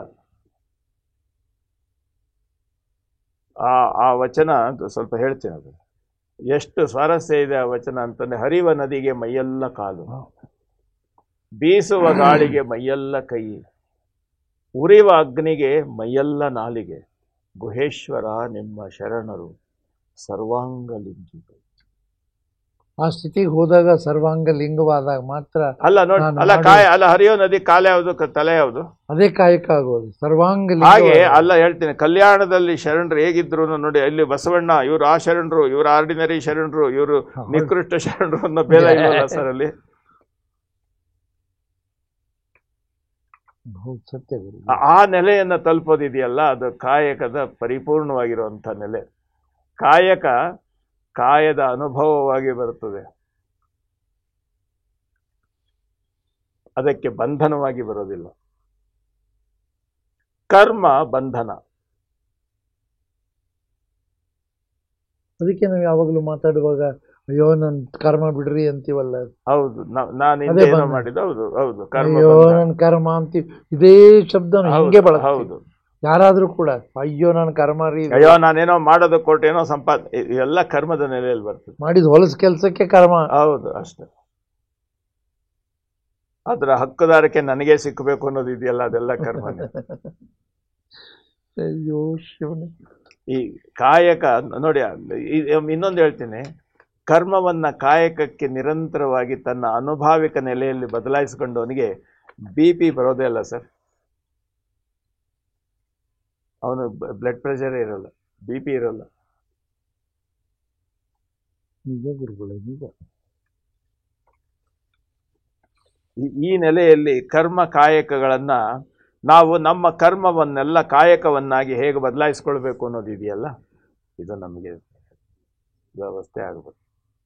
ಈಗ ಉದಾಹರಣೆಗೆ ನನ್ನ ಮಗನೇ ಸರ್ಜನ್. ಅಲ್ಲ ನಾನು ಇನ್ನೊಂದು ಮಾತು ಹೇಳ್ತೇನೆ, ಕರ್ಮ ಸಿದ್ಧಾಂತದಿಂದ ನಿಮ್ಮ ಅಲ್ಲ ತಪ್ಪಿದ್ರೆ ಅಲ್ಲ ಹೇಳ್ತೀನಿ, ಕರ್ಮ ಸಿದ್ಧಾಂತದಿಂದ ಅನ್ನೋದಿದೆಯಲ್ಲ, ಅದನ್ನ ನಾವು ಒಪ್ಕೊಳ್ಳೋಣ ಈ ಲೆಕ್ಕದಿಂದ. ಅದು ಅನುಭಾವಿಕ ನೆಲೆಗೆ ಬಂದಾಗ ಸಿದ್ಧಾಂತ ಬರೀ ಭಾಷಣ ಆಗೋಲ್ಲ, ಅದು ಕರ್ಮ ಸಿದ್ಧಾಂತದಿಂದ ಕಾಯಕದ ಮಹಾನುಭಾವದ ಕಡೆಗೆ, ಕಾಯಕದ ಅನುಭವದ ಕಡೆಗೆ. ಅಲ್ಲ ನಾವು ಆ ರೀತಿ ತಿಳಿತು, ನಮ್ಗೆ ಅರ್ಥ ಆಯ್ತು. ಈಗ ನಾವು ಎಲ್ರಿಗೂ ಇರೋ ತಲೆಯಲ್ಲೇ ಬರೆದಿರೋದು ಆಚರಣೆಗಳನ್ನ ತಪ್ಪ. ಹೌದು, ಅಲ್ಲ ಏನಿಲ್ಲ, ಪುಸ್ತಕದಲ್ಲಿ ಗ್ರಂಥಸ್ಥವಾಗಿ ಏನು ಬರ್ಕೊಂಡ್ ಬಂದಿದ್ದೇವೆ ಅದರಂತೆ ಹೇಳ್ತಾ ಇದ್ದೀವಿ. ಈಗ ಉದಾಹರಣೆಗೆ ನನ್ನ ಮಗನೇ ದೊಡ್ಡ ಇದನ್ ಸರ್ಜನ್ ಇದ್ದಾನೆ ಗುರುಗಳೇ. ಈ ಮಾತನ್ನು ಮೇಲೆ ಮೇಲೆ ಹೇಳ್ತಿರ್ತಾನ ಅವನು. ಪಾಪ ನಾವು ಆಪರೇಷನ್ ಮಾಡಕ್ ಹೋದಾಗ ನಮಗೆ ಜಗತ್ತಿನ ಎಚ್ಚರ ಇರಲ್ಲ, ಏನೂ ಎಚ್ಚರ ಇರಲ್ಲ. ಸುಮ್ಮನೆ ಕೊಡ್ತಿರ್ತಾರೆ, ಕಟ್ ಮಾಡ್ತಿರ್ತೀವಿ. ಅವಾಗ ನಾವು ಅದಕ್ಕೂ ಇದು ಲಿಂಗ ಪೂಜೆ ನೀವೇನು ಮೇಲಿಂದ ಮೇಲೆ ಹೇಳ್ತಿರ್ತೀರಿ, ಅದಕ್ಕಿಂತ ಹೆಚ್ಚಿನ ಎತ್ತರದಲ್ಲಿ ನಾವು ಹೋಗಲೇಬೇಕಾಗತ್ತೆ. ಯಾಕಂದರೆ ಒಬ್ಬ ಜೀವ ಅಲ್ಲಿ ನಾವು ಮ್ಯಾನೇಜ್ ಮಾಡ್ತಿರ್ತೀವಿ. ಅದು ಈಗ ಕಾಯಕ ಆ ಸ್ಥಾನದಲ್ಲಿ ನೋಡಿದಾಗ ಅವನು ಹೇಳಿದಾಗ, ಹೌದಲ್ಲ ಇವನು ಹೇಳೋದು ಅಲ್ಲ, ಅದನ್ನೇ ಶರಣರು ಹೇಳಿರೋದು, ಕಾಯಕದಲ್ಲಿ ನಿರತರಾದರೆ ಗುರುದರ್ಶನವಾದರೂ ಮರೆಯಬೇಕು. ಗುರುಗಳೇ ಶರಣರು ಹೇಳಿದ್ದಾರೆ ಅನ್ನೋದನ್ನ ಅವನು ಉದಾಹರಣೆಗೆ ನನಗೆ ವ್ಯಕ್ತಿಗತವಾಗಿ ಹೇಳ್ತಾರೆ. ಹೌದು, ನಿಜ ಅದು. ನೋಡಿ, ನಾನು ಸತ್ಯ ಅನ್ಸುತ್ತೆ. ಅಲ್ಲ, ಇದನ್ನ ನಾನು ಉದಾಹರಣೆನೂ ಕೊಟ್ಟಿದ್ದೀನಿ ಸರ್. ನಾನು ಈಗ ಬಹಳ ಕಾಲದಿಂದ ನಮ್ಮ ಗುರುಗಳು ನೋಡ್ಬೇಕು ಅಂತಿರ್ತಾರೆ. ಒಬ್ಬ ಭಕ್ತರು ಡಾಕ್ಟ್ರು ಬಿಡ್ರಿ 10 ವರ್ಷದಿಂದ ಕಾಯ್ತಾ ಇರ್ತಾರೆ. ಅವನೊಂದು ಆಪರೇಷನ್ ಮಾಡ್ತಾ ಇದ್ದಾನೆ ಒಳಗಡೆ, 10 ನಿಮಿಷಕ್ಕೆ ಶಿಷ್ಯನ್ ನೋಡ್ಬೇಕು ಅಂತ ಗುರುಗಳು ಬಂದ್ಬಿಡ್ತಾರೆ. ಅವನ ಆಪರೇಷನ್ ಬಿಟ್ಟು ಗುರುದರ್ಶನಕ್ಕೆ ಬರಲ್ಲ, ಸಾಧ್ಯವೇ ಇಲ್ಲ. ಯಾಕೆ ಅಂತ ಹೇಳಿದ್ರೆ ಅದು ಅಲ್ಲ. ಅದನ್ನೇ ಶರಣರು ಹೇಳಿದ್ದು, ಗುರುದರ್ಶನವಾದರೂ ಮರೆಯಬೇಕು, ಮರೆಯಲೇಬೇಕು, ಜಂಗಮವಾದರೂ ಹಂಗ ಹರಿಯಬೇಕು. ಯಾಕೆಂದ್ರೆ ಕಾಯಕವೇ ಕೈಲಾಸವಾದ ಕಾರಣ. ನೋಡಿ, ಈ ಅಂತಃಪ್ರಜ್ಞೆಯನ್ನ ಲೌಕಿಕವಾಗಿ ಅಂತರಂಗಿಕವಾಗಿ ಎಷ್ಟು ಚೆನ್ನಾಗಿ ಆ ತಾಯಿ ಹೇಳಿದ್ದಾರೆ. ಸತ್ಯ. ಈಗ ನಾವು ಬಸ್ ಡ್ರೈವರ್ ತಗೊಳ್ಳೋಣ. ರಾತ್ರಿ ಇಲ್ಲಿಂದ ಹುಬ್ಬಳ್ಳಿಗೋ ಧಾರವಾಡಗೋ ಅವನು ಓಡಿಸ್ಕೊಂಡು ಹೋಗ್ತಿರ್ತಾನೆ. ಹಿಂದೆ ಒಂದು 40-50 ಜನ ಮಲಗಿರ್ತಾರೆ. ಆದರೆ ಅವರ ಡ್ರೈವರ್ನ ನಿಷ್ಠೆ ಎಷ್ಟು ಗಂಭೀರವಾಗಿರುತ್ತೆ ಗುರುಗಳೇ. ಹೌದು, ಅವ್ರ ಕಾಯಕದಲ್ಲಿ ಇರಬೇಕಾಗತ್ತೆ. ಅವನು ಒಂದು ಕ್ಷಣ ಹಿಂಗಾದ್ರೂ ನಾವು 40-50 ಮೊನ್ನೆ ಪ್ಲೇನ್ ಬಿತ್ತಲ್ಲ ಹಂಗಾಗತ್ತೆ. ಅಲ್ಲ, ಈ ಪ್ರಶ್ನೆಯಲ್ಲಿ ಈ ಕಾಯಕದ ನೋಡಿ, ಅದು ಅದರೊಳಗಡೆ ನಾವು ಒಳಗೊಳ್ಳುವಿಕೆ, ಅದರಲ್ಲಿ ನಾವು ಸಂಪೂರ್ಣವಾಗಿ ಇನ್ವಾಲ್ವ್ ಆಗುವಂತ ನೆಲೆ ಇದೆಯಲ್ಲ ಸರ್. ನಾನು ಅನ್ನೋದನ್ನು ಅಲ್ಲಿ ಇರೋದಿಲ್ಲ, ಅಲ್ಲಿ ನೀನು ಅಂತ ಇರೋದಿಲ್ಲ. ಮಾಡೋ ಕಾಯಕ ಮಾತ್ರ ಇದು ಸ್ಪಷ್ಟವಾಗಿ ಆಗಬೇಕು ಅಂತ ಅಷ್ಟೇ ಇರ್ತದೆ. ಆ ಏಕಾಗ್ರತೆ ಇದೆಯಲ್ಲ, ಅದು ನಿಜವಾದ ಪೂಜೆ. ನಾವು ಒಬ್ಬ ಡಾಕ್ಟರ್ ಹೇಳಿದ್ರಲ್ಲ, ಆಪರೇಷನ್ ಮಾಡ್ಬೇಕಾದ್ರೆ ಹೇಗಿರ್ತೀವಿ, ನಾನು ಪೂಜೆ ಮಾಡ್ತೀನಿ ಬಾಬಾ ಅಂತ ನಾವು ಲಿಂಗೈನ ಇಟ್ಕೊಂಡಾಗ್ಲೂ ಸಹ ಹಾಗೆ ಇರಬೇಕು. ಹಾಗಿರ್ಬೇಕಲ್ಲ ಗುರುಗಳು. ಅಲ್ಲಿ ನಾನು ಇಲ್ಲ, ನೀನೇ ಎಲ್ಲ ಅಂತ. ನೀನು ಅವನ ಜೊತೆ ಇರ್ಬೇಕಾಗತ್ತೆ. ಇಲ್ಲದೆ ಹೋದಲ್ಲಿ ಪೂಜೆಯಲ್ಲಿ ಎಲ್ಲಿಂದ ಬಂತು ಪೂಜೆ? ಸುಮ್ಮನೆ ಏನೋ ಗುರುಗಳು ಕೊಟ್ಟರು. ಇಲ್ಲ ಇಲ್ಲ, ಈಗೆಲ್ಲ ಏನಾಗಿದೆ ಅಂತಂದ್ರೆ ಅದನ್ನ ಒಂದ್ ರೀತಿ ಪಬ್ಲಿಕ್ ಆಗಿ ಮಹಾಪೂಜೆ, ಮಹಾಲಿಂಗ ಪೂಜೆ ಅಂತ ಅಂದ್ಬಿಟ್ಟು ಲಕ್ಷ ಬಿಲ್ಲುಗಳನ್ನು ಹಾಕಿ ಅಂತ ಅಂದ್ಬಿಟ್ಟು ಹಿಂಗೆ ಲೆಕ್ಕಾಚಾರ ಹಾಕಿ ಗುರುಗಳು ಮೈಗೆಲ್ಲ ಆರತಿ ಕಟ್ಕೊಂಡು ಏನಿದು ಪ್ರಶ್ನೆಗಳು? ಅಲ್ಲ, ಸೃಷ್ಟಿಗೆ ಎಷ್ಟು ನೋವು ಮಾಡ್ತಾ ಇದಾರೆ. ಲಕ್ಷ ಬಿಲ್ವಗಳನ್ನ ತಂದು ಲಕ್ಷ ಬಿಲ್ವಾರ್ಚನೆ ಇದು ಪೂಜೆ ಅಂತೀರ ಗುರು? ಸರ್, ಲಕ್ಷ ಅಂದ್ರೆ ಸಂಖ್ಯೆ ಅಂತ ತಿಳ್ಕೊಂಡಿದ್ದಾರೆ ಎಲ್ರು ಹಂಗೆ ತಿಳ್ಕೊಂಡ್ರು. ಲಕ್ಷ್ಯ ಅಂತಂದ್ರೆ ನಿನ್ನ ಮನಸ್ಸು, ಬುದ್ಧಿ, ಎಲ್ಲವೂ ಒಟ್ಟುಗೂಡ್ತಕ್ಕಂಥದ್ದು. ಅದೇ ಒಬ್ಬ ಸರ್ಜನ್ ತರ ಅವನ ಪೂಜೆ ಅಂದ್ರೆ ಹಂಗೆ ಅಲ್ಲ. ಲಕ್ಷ್ಯ ಬಿಲ್ವಾರ್ಚನೆ ಅಂತ ಹೇಳಿದ್ರೆ, ಒಂದು ಬಿಲ್ವ ಪತ್ರೆಯಲ್ಲಿ 3 ದಳ ಇದೆ ಅಂತ ಹೇಳಿದ್ರೆ ನನ್ನ ತನು ಮನ ಭಾವಗಳನ್ನ ಲಿಂಗಕ್ಕೆ ಅರ್ಪಿಸ್ತಾ ಇದ್ದೀನಿ ಅಂತ ಅನ್ನುವಂಥ ಲಕ್ಷ್ಯ ಇಟ್ಕೊಂಡು ಒಂದು ಇಡೋದಿದೆಯಲ್ಲ, ಅಷ್ಟೇ. ಅಂದ್ರೆ ಗುರುಗಳು ಯಾಕೆ ಹಿಂಗ್ ಮಾಡ್ತಾ ಇದಾರೆ ಗುರುಗಳೇ? ಮತ್ತೆ ನಿಜಾಚರಣೆಗೆ ಬನ್ನಿ ಈಗ. ಅಲ್ಲ ಅದು ಆವಾಗ ಏನಾಗ್ತದೆ ಅಂತ ನಾವು ನಮ್ಮನ್ನ ಯಾಕೆ ತಪ್ಪ ಹಾದಿ ಹೊರಗೆ ತೋರಿಸುವಂತ ಲೆಕ್ಕದಲ್ಲಿ ನಿಮ್ಗೆಲ್ಲ ಒಂದು ವೈಭವ ಮತ್ತು ಕನ್ಫ್ಯೂಷನ್ ಸೃಷ್ಟಿ ಮಾಡ್ಬೇಕಲ್ಲ. ನೋಡಿ, ಒಂದು ಹೇಳ್ತೇನೆ ಸರ್, ಇದೊಂದು ಉದಾಹರಣೆ ಹೇಳ್ಬಿಡ್ತೀನಿ. ಅಥಣಿ ಮುರುಗೇಂದ್ರ ಶಿವಯೋಗಿಗಳು ಸಂಜೆ ಹೋಗಿ ಗಿಡದ ಬುಡದಲ್ಲಿ ಒಂದು ಬಟ್ಟೆ ಹಾಸಿ ಬರ್ತಿದ್ರು. ಹೇಳಿ ಗುರು, ಸರಿಯಾಗಿ. ಬೆಳಿಗ್ಗೆ ಅಲ್ಲಿ ಬಂದಾಗ ಯಾವುದು ಒಂದು ಎಲೆ ಉದುರಿತ್ತು, ಒಂದು ಹೂ ಉದುರಿತ್ತು, ಅದನ್ನ ತೆಗೆದುಕೊಂಡು ಮೊದಲು ಲಿಂಗಾರ್ಪಣೆ ಮಾಡ್ತಾ ಇದ್ರು. ಬೇರೆ ಏನೂ ಇಲ್ಲ. ನೋಡಿ, ಹರಿಹರ ಮಹಾಕವಿಯ ಪುಷ್ಪರಗಳೆ ಅಂತ ಒಂದಿದೆ. ಹರಿಹರ ಮಹಾಕವಿ ಬಹಳ ಅದ್ಭುತ ಇದೆ. ಅದು ಎಷ್ಟು ಸ್ವಾರಸ್ಯ ಇದೆ ಅಂತಂದ್ರೆ, ಬೆಳಿಗ್ಗೆ ಲಿಂಗ ಪೂಜೆಯನ್ನು ಹೇಗೆ ಮಾಡುವುದು, ಹೂವು ಹೇಗೆ ತರಬೇಕು ಅಂತ ಹೂವನ್ನ ಅವ್ರು ಹೇಳ್ತಾರೆ. ಅಳಿ ಎರಗದ ಅನಿಲ ನಲುಗದ ರವಿಕರಂಪುಗದ, ಮೊದಲನೇ ಸಾಲು ಬರ್ತದೆ, ಅದು ಪೂರ್ತಿ ಅದು ಜ್ಞಾಪಕ ಇಲ್ಲ. ಅಂತಂದ್ರೆ ಬೆಳಿಗ್ಗೆ ಸೂರ್ಯೋದಯ ಆದ್ಮೇಲೆ ಈ ದುಂಬಿಗಳು ಅವು ಇವು ಬಂದು ಹೂವನ್ನು ಮುಟ್ತವೆ. ಸೂರ್ಯನ ಕಿರಣ ಮುಟ್ಟಬಾರದು, ಅದು ಮೈಲಿಗೆ ಆಗ್ತದೆ. ಆ ರೀತಿ ಹೋಗಿ ಆ ಹೂವನ್ನು ತರಬೇಕು. ಏನು ಹೇಳ್ತಾರೆ ಗೊತ್ತಾ? ಸಂಪಿಗೆ ಮರದ ಹತ್ರ ಹೋಗಿ, ಏನವ್ವ ಸಂಪಿಗೆ, ಪ್ರತಿಯೊಂದು ಹೂವಿನ ಬಗ್ಗೆನೂ ಹೇಳ್ತಾರೆ. ಸರ್, ನಾನು ಶಿವ ಪೂಜೆ ಮಾಡ್ತಾ ಇದ್ದೀನಿ, ಲಿಂಗ ಪೂಜೆ ಮಾಡ್ತಾ ಇದ್ದೀನಿ, ನನಗೆ ಒಂದು ಪುತ್ರೆ ಕೊಡು, ಒಂದು ಹೂವು ಕೊಡು ಅಂತ ಕೇಳಿ ಹೂವನ್ನು ತರ್ಕೊಂಡು ಬರೋದಲ್ಲ ಸರ್, ತಿರಿಯೋದು ಅಂತಾರೆ ಶರಣರು. ಹೂವನ್ನು ಭಿಕ್ಷೆ ಬೇಡೋದು, ಮರಗಳಿಂದ ಗಿಡಗಳಿಂದ ಹೂವು ತರೆಯೋದು, ಪತ್ರೆ ತರೆಯೋದಲ್ಲ, ಪತ್ರೆಯನ್ನು ತಿರಿಯೋದು ಅಂದರೆ ಭಿಕ್ಷೆ ಬೇಡೋದು. ಪ್ರತಿಯೊಂದು ಹೂವನ್ನು ಭಿಕ್ಷೆ ಬೇಡಿ ಅದನ್ನು ತಂದು ಲಿಂಗಾರ್ಪಣೆ ಮಾಡಬೇಕು. ಅದು ಮನಸ್ಸು ಬಿಚ್ಚಿ ಆ ಹೂವು ಪತ್ರೆ ಗಿಡ ನಮಗೆ ಅದನ್ನು ಕೊಟ್ಟು ಅದನ್ನು ಲಿಂಗಾರ್ಪಣೆ ಮಾಡಬೇಕು. ಇದನ್ನ ಅಕ್ಕಮಹಾದೇವರು ತಾವು ಕಾಡಿನಲ್ಲಿ ಬರುವಾಗ ಮರಗಳಿರ ಹೇಳಿರಿ ಅಲ್ಲ, ಅದು ಎಷ್ಟು ಲೆಕ್ಕಾಚಾರದಲ್ಲಿ ಹೇಳಿದ್ರು ಸರ್ ಅವರು. ಅದು ಎಲ್ಲವನ್ನೂ ಕೇಳಿದ್ರು ಅವರು. ಅಲ್ಲ, ಮೊದಲು ಪರಮಾತ್ಮ ಎಲ್ಲಿದ್ದಾನೆ ಅಂತ ಒಳಗಿನ ಆತಂಕ, ಜೀವವನ್ನ ಗಿಡದಲ್ಲೂ ಅಲ್ಲ, ಅದರಲ್ಲಿ ಒಂದು ಹೇಳ್ತೀನಿ, ಅದರಲ್ಲಿ ಇನ್ನೂ ಒಂದು ಅರ್ಥ ಇದೆ. ಚಿಲಿಮಿಲಿಗಳೆಂದೋದುವ ಗಿಳಿಗಳಿರ ನೀವು ಕೇಳಿರೆ, ನೀವು ಕೇಳಿರೆ, ಎರಗೆ ಬಂದಾಡುವ ದುಂಬಿಗಳಿರ ನೀವು ಕೇಳಿರೆ, ಆಮೇಲೆ ಇದು ಖಗಮೃಗಗಳಿರ ನೀವು ಕೇಳಿರೆ, ಚನ್ನಮಲ್ಲಿಕಾರ್ಜುನ ನೆಲ್ಲಿಹನೆಂದು ಎನಗೆ ತೋರಿದೆ ಅಂತ. ಅಲ್ಲ, ಆ ಪ್ರಶ್ನೆಯಲ್ಲಿ ಇನ್ನೊಂದು ಹೇಳ್ತೀನಿ. ಇದು ಬರೀ ಪ್ರಕೃತಿಯನ್ನು ಕುರಿತು ಹೇಳಿದ್ರು ಅಂತ ಅಷ್ಟೇ ನಾನು ಅರ್ಥ ಮಾಡ್ಕೊಳಲ್ಲ. ಚಿಲಿಮಿಲಿಗಳೆಂದೋದುವ ಗಿಳಿಗಳು, ಈ ಪುಸ್ತಕದಲ್ಲಿ ಹಾಗಿದೆ, ಈ ಪುಸ್ತಕದಲ್ಲಿ ಹಾಗಿದೆ, ಈ ಪ್ರವಚನ ಹೀಗೆ ಮಾಡಬೇಕು, ಇದನ್ನ ಇಟ್ಕೊಂಡು ನಾನು ಪ್ರವಚನ ಮಾಡ್ತೀನಿ ಅಂತ ಅನ್ನೋರು ನಾವೆಲ್ಲ ಇದ್ದೀವಲ್ಲ. ಚಿಲಿಮಿಲಿಗಳೆಂದು ಓದುವ ಗಿಳಿಗಳು, ಆ ಅರ್ಥ ನಾವು ಕೊಡ್ತಾ ಇದೀವಿ ಒಂದ್ ರೀತಿ. ಆದ್ರೆ ನೀವು ಹೇಳಿದ್ದೇನು, ಹೂವಿಗೂ ಕೂಡ ಭಿಕ್ಷೆ ಬೇಡ, ಅದಿರ್ಲಿ ನೋಡಿ, ಸ್ವಾರಸ್ಯ. ಎರಗಿ ಬಂದಾಡುವ ದುಂಬಿಗಳು ಅಂತಂದ್ರೆ ಇದಕ್ಕಿದ್ದಾಗೇನೆ ಆ ಧರ್ಮದಲ್ಲಿ ಏನೋ ಚೆನ್ನಾಗಿದೆ, ಇದ್ರಲ್ಲಿ ಹೆಂಗಿದೆ ಅಂತ ಹೇಳಿ ನಾವು ಮಾಡ್ತಾ ಇರೋದು. ಅಲ್ಲ, ಇವ್ರನ್ನೆಲ್ಲ ಕೇಳ್ತಾಳಕ್ಕೆ ತನ್ನ ಮಲ್ಲಿಕಾರ್ಜುನ ಎಲ್ಲಿ ಹನೆಂದು ತಂದು ತೋರಿದೆ.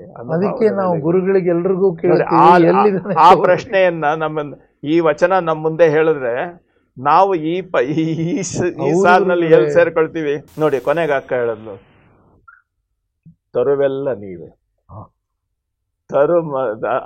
ತರುವಿನಲ್ಲಾಡುವ ಖಗಮೃಗಗಳೆಲ್ಲ ನೀವೇ, ವನವೆಲ್ಲ ನೀವೇ, ವನದೊಳಗಿರುವ ತರುಮರಾದಿಗಳೆಲ್ಲ ನೀವೇ, ಅದರಲ್ಲಾಡುವಂಥ ಖಗಮೃಗ ಪಕ್ಷಿಗಳೆಲ್ಲ ನೀವೇ. ಚನ್ನಮಲ್ಲಿಕಾರ್ಜುನ ಸರ್ವಭರಿತನಾಗಿ ಎನಗೆ ಮಗದೋರ ಅಂತ ಹೇಳ್ತಾ ಇದ್ದಾರೆ. ಎಲ್ಲಿ ತೋರಿಸೋ ಪ್ರಶ್ನೆನೆಲ್ಲ ಎಲ್ಲೂ ಎತ್ತೆತ್ತ ನೋಡಿದಡತ್ತ ಅದನ್ನೇ ಅಪ್ಪ ಬಸವಣ್ಣ ಹೇಳ್ತಾರೆ, ಎತ್ತೆತ್ತ ನೋಡಿದಡತ್ತ ನೀನೇ ದೇವ, ಸಕಲ ವಿಸ್ತಾರದ ರೂಹು ನೀನೇ ದೇವ, ವಿಶ್ವತೋ ಚಕ್ಷು ನೀನೇ ದೇವ, ವಿಶ್ವತೋ ಮುಖ ನೀನೇ ದೇವ, ವಿಶ್ವತೋ ಬಾಹು ನೀನೇ ದೇವ, ವಿಶ್ವತಃ ಪಾದ ನೀನೇ ದೇವ ಕೂಡಲ ಸಂಗಮ. ಇದನ್ನ ನಾವು ಅರ್ಥೈಸ್ಕೊಳ್ಳೋಕೆ ಯಾರು ಕೂಡ ಮಾರ್ಗದರ್ಶನ ಮಾಡ್ತಾ ಇಲ್ಲ ಸರ್. ಒಂದ್ ಹೇಳ್ತೀನಿ, ನಮಗೆ ಇನ್ನೊಂದು ಏನಾಗಿದೆ ಅಂತಂದ್ರೆ ಭ್ರಮಾತ್ಮಕವಾದ ನೆಲೆಯಲ್ಲಿ ಇದ್ದೀವಿ. ಒಂದು ಮಾತು ಹೇಳ್ತೀನಿ ಕೇಳಿ. ಸಮಾಧಿ ಸ್ಥಿತಿ ಏನು ಗುರುಗಳು ಅದು ಅಷ್ಟಾಂಗ ಯೋಗ ಮತ್ತು ಷಟ್ಚಕ್ರ ಸಾಧನೆ, ಅದರಲ್ಲಿ ಯೋಗದ ನೆಲೆ ಹಾಗೆ ಹೀಗೆ ಅಂತೇಳಿ ಗದ್ದಲ ಹಾಕ್ಕೊಂಡು ಹೋಗ್ತೀವಿ. ಸರಳವಾಗಿ ಶಂಕರಾಚಾರ್ಯರು ಒಂದು ಮಾತು ಹೇಳ್ತಾರೆ, ಸಮಾಧಿ ಸ್ಥಿತಿ ಅಂದ್ರೇನು? ಅಷ್ಟಾಂಗ ಯೋಗದಲ್ಲಿ ಧ್ಯಾನ, ಧಾರಣ, ಸಮಾಧಿ, ಆ ಸಮಾಧಿಯಲ್ಲೂ ನಿರ್ವಿಕಲ್ಪ ಸಮಾಧಿ, ಸವಿಕಲ್ಪ ಸಮಾಧಿ, ಪ್ರಜ್ಞಾತ ಸಮಾಧಿ, ಅಸಂಪ್ರಜ್ಞಾತ ಸಮಾಧಿ ಅಂತ ಅದಕ್ಕೆ ವ್ಯಾಖ್ಯಾನ ಮಾಡಿ ಬೌದ್ಧಿಕವಾಗಿ ಎಲ್ಲರಿಗೂ ಓಹೋ ಏನಪ್ಪ ಅರ್ಥವಾಗೋದು ಅಂತ ಇಟ್ಕೊಂಡಿದ್ದೀವಿ. ಆದರೆ ಈಗ ಮಠಾಧೀಶರೆಲ್ಲ ಮಾಡ್ತಾ ಇರೋದು ಹಂಗೆ. ನಾವೇ ಸರ್, ನನಗೆ ಹೇಳ್ತಾ ಇರೋದು ಅಲ್ಲ, ನನಗೆ ನೀವು ಅನ್ಬೇಕಾದಿಲ್ಲ. ನಾನು ನನ್ನ ವಿಚಾರ ನಿಮ್ಮ ಹತ್ರ ಹೇಳ್ತಾ ಇದ್ದೀನಿ. ನಾನೇನ್ ಹೇಳ್ತೀನಿ ಅದನ್ನ ಹೇಳ್ತಾ ಇದ್ದೀನಿ. ನಿಜಾಚರಣೆಗೆ ಅಡ್ಡ ಒಂದ್ ಹೇಳೋದು ಕೇಳಿ. ಇನ್ನೊಂದು ಮಾತು ಹೇಳ್ತೀನಿ. ಅದಕ್ಕೆ ಶಂಕರಾಚಾರ್ಯ ಒಂದು ಮಾತು ಹೇಳ್ತಾರೆ, ನಿದ್ರಾ ಸಮಾಧಿ ಸ್ಥಿತಿ ಅಂತ. ಆ ಮಾತು ಇಟ್ಕೊಂಡು ನಾನು ಯೋಚನೆ ಮಾಡ್ತೀನಿ. ನೋಡಿ ಸರ್, ಈ ನಾವು ನಿದ್ದೆ ಮಾಡ್ತೀವಲ್ಲ, ಇದು ಸಮಾಧಿ ಸ್ಥಿತಿಯ ಟ್ರೈಲರ್ ಫಿಲಮ್. ನಿದ್ರೆ ಮಾಡೋದು. ನೀವೊಂದು ಕೆಲಸ ಮಾಡಿ, ನೀವು ನಿದ್ದೆ ಮಾಡ್ಲಿಕ್ಕೆ ಹೋಗ್ತೀರಿ, ನಿದ್ದೆ ಮಾಡ್ತೀರಿ.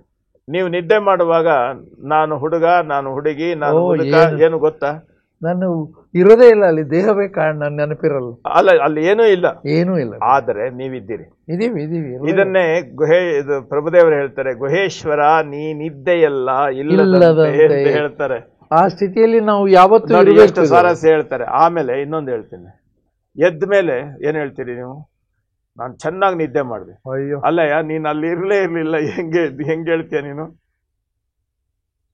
ಇಲ್ಲ, ಈ ನಿದ್ದೆಯ ಬಗ್ಗೆ ಸಂಪೂರ್ಣವಾಗಿ ಪ್ರತಿಯೊಂದು ಪಾಯಿಂಟ್ ನಾನು ಲೇಖನ ಬರೀಬೇಕು ಅಂತ ಹೇಳಿ ನಿದ್ದೆ ಪ್ರಾರಂಭದಲ್ಲಿ ಕಣ್ಣು ಮುಚ್ಚಿದ ತಕ್ಷಣ ಹೇಗೆ ಬಂತು ಅಂತ ನಾನು ಯೋಚನೆ ಮಾಡ್ತಾ ಕೂತ್ರೆ ನಿದ್ದೆನೇ ಬರಲ್ಲ.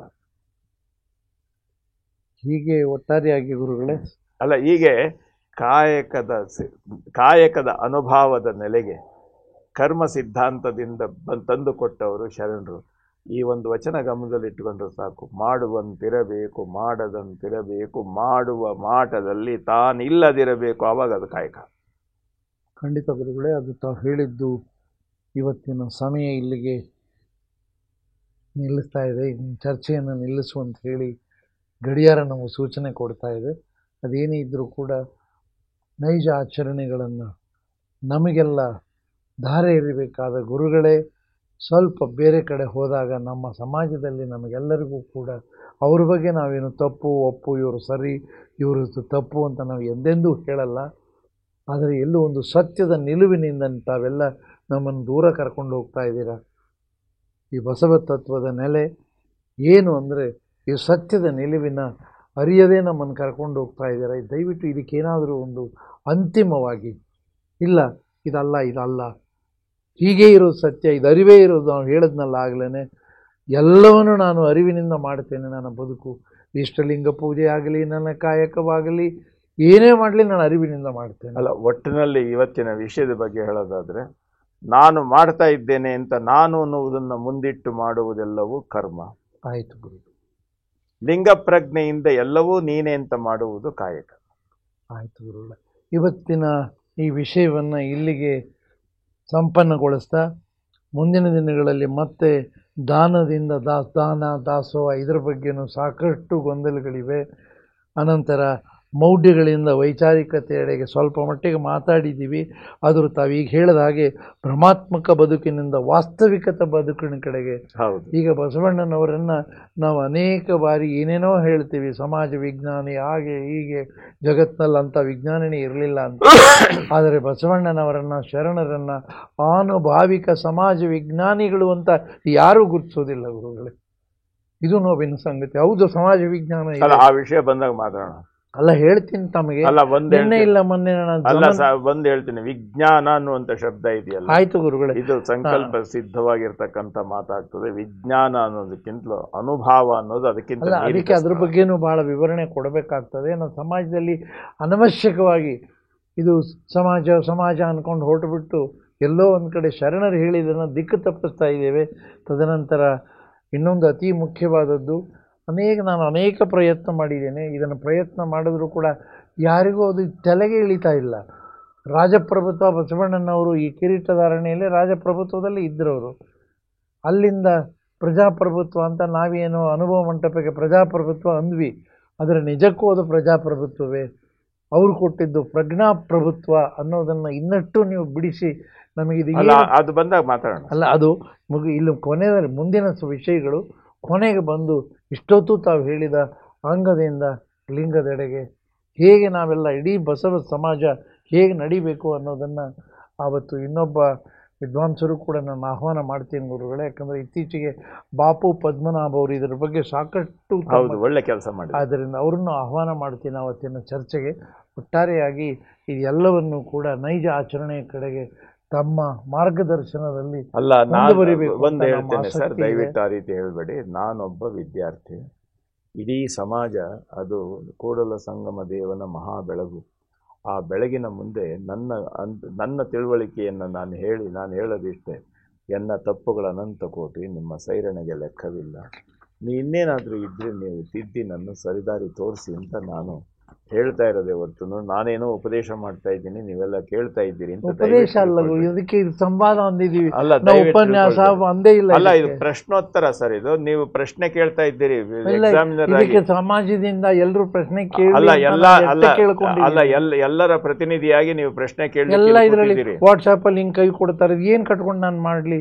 ಅಲ್ಲ, ಅವರೆಲ್ಲರ ಪ್ರತಿನಿಧಿಯಾಗಿ ನೀವು ಪ್ರಶ್ನೆ ಮಾಡ್ತಾ ಇದ್ದೀರಿ. ನಾನೊಬ್ಬ ಒಳ್ಳೆಯ ಪ್ರಶ್ನೆ ಅಲ್ಲ, ವಿನೀತ ವಿದ್ಯಾರ್ಥಿಯಾಗಿ ನಾನು ಉತ್ತರ ಹೇಳ್ತಾ ಇದ್ದೀನಿ. ನಾನು ವಿನೀತ ಒಬ್ಬ ಪ್ರಶ್ನೆಕಾರನಾಗಿ ಎಲ್ಲರಿಗೂ ನಾನು ಪ್ರಶ್ನೆ ಕೇಳ್ತಾ ಇದ್ದೀನಿ. ಗುರುಗಳಿಗೆ ಕೇಳುವಂಥ ವಿಷಯಗಳಿದ್ದರೆ ದಯವಿಟ್ಟು ಕೇಳಿ ಗುರುಗಳನ್ನು ಇನ್ನಷ್ಟು ಆಳವಾಗಿ ಜ್ಞಾನ ಅರಿವಿಗಾಗಿ, ಇನ್ನೇನಕ್ಕೂ ಅಲ್ಲ. ಗುರುಗಳನ್ನು ನಾವು ತೀಕ್ಷ್ಣವಾಗಿ ಚುಚ್ಚೋದಕ್ಕಾಗಲಿ, ಯಾವುದೋ ಒಂದು ಪದ್ಧತಿಗೆ ನಾವು ಚುಚ್ಚಿ ಹೇಳೋದಲ್ಲ.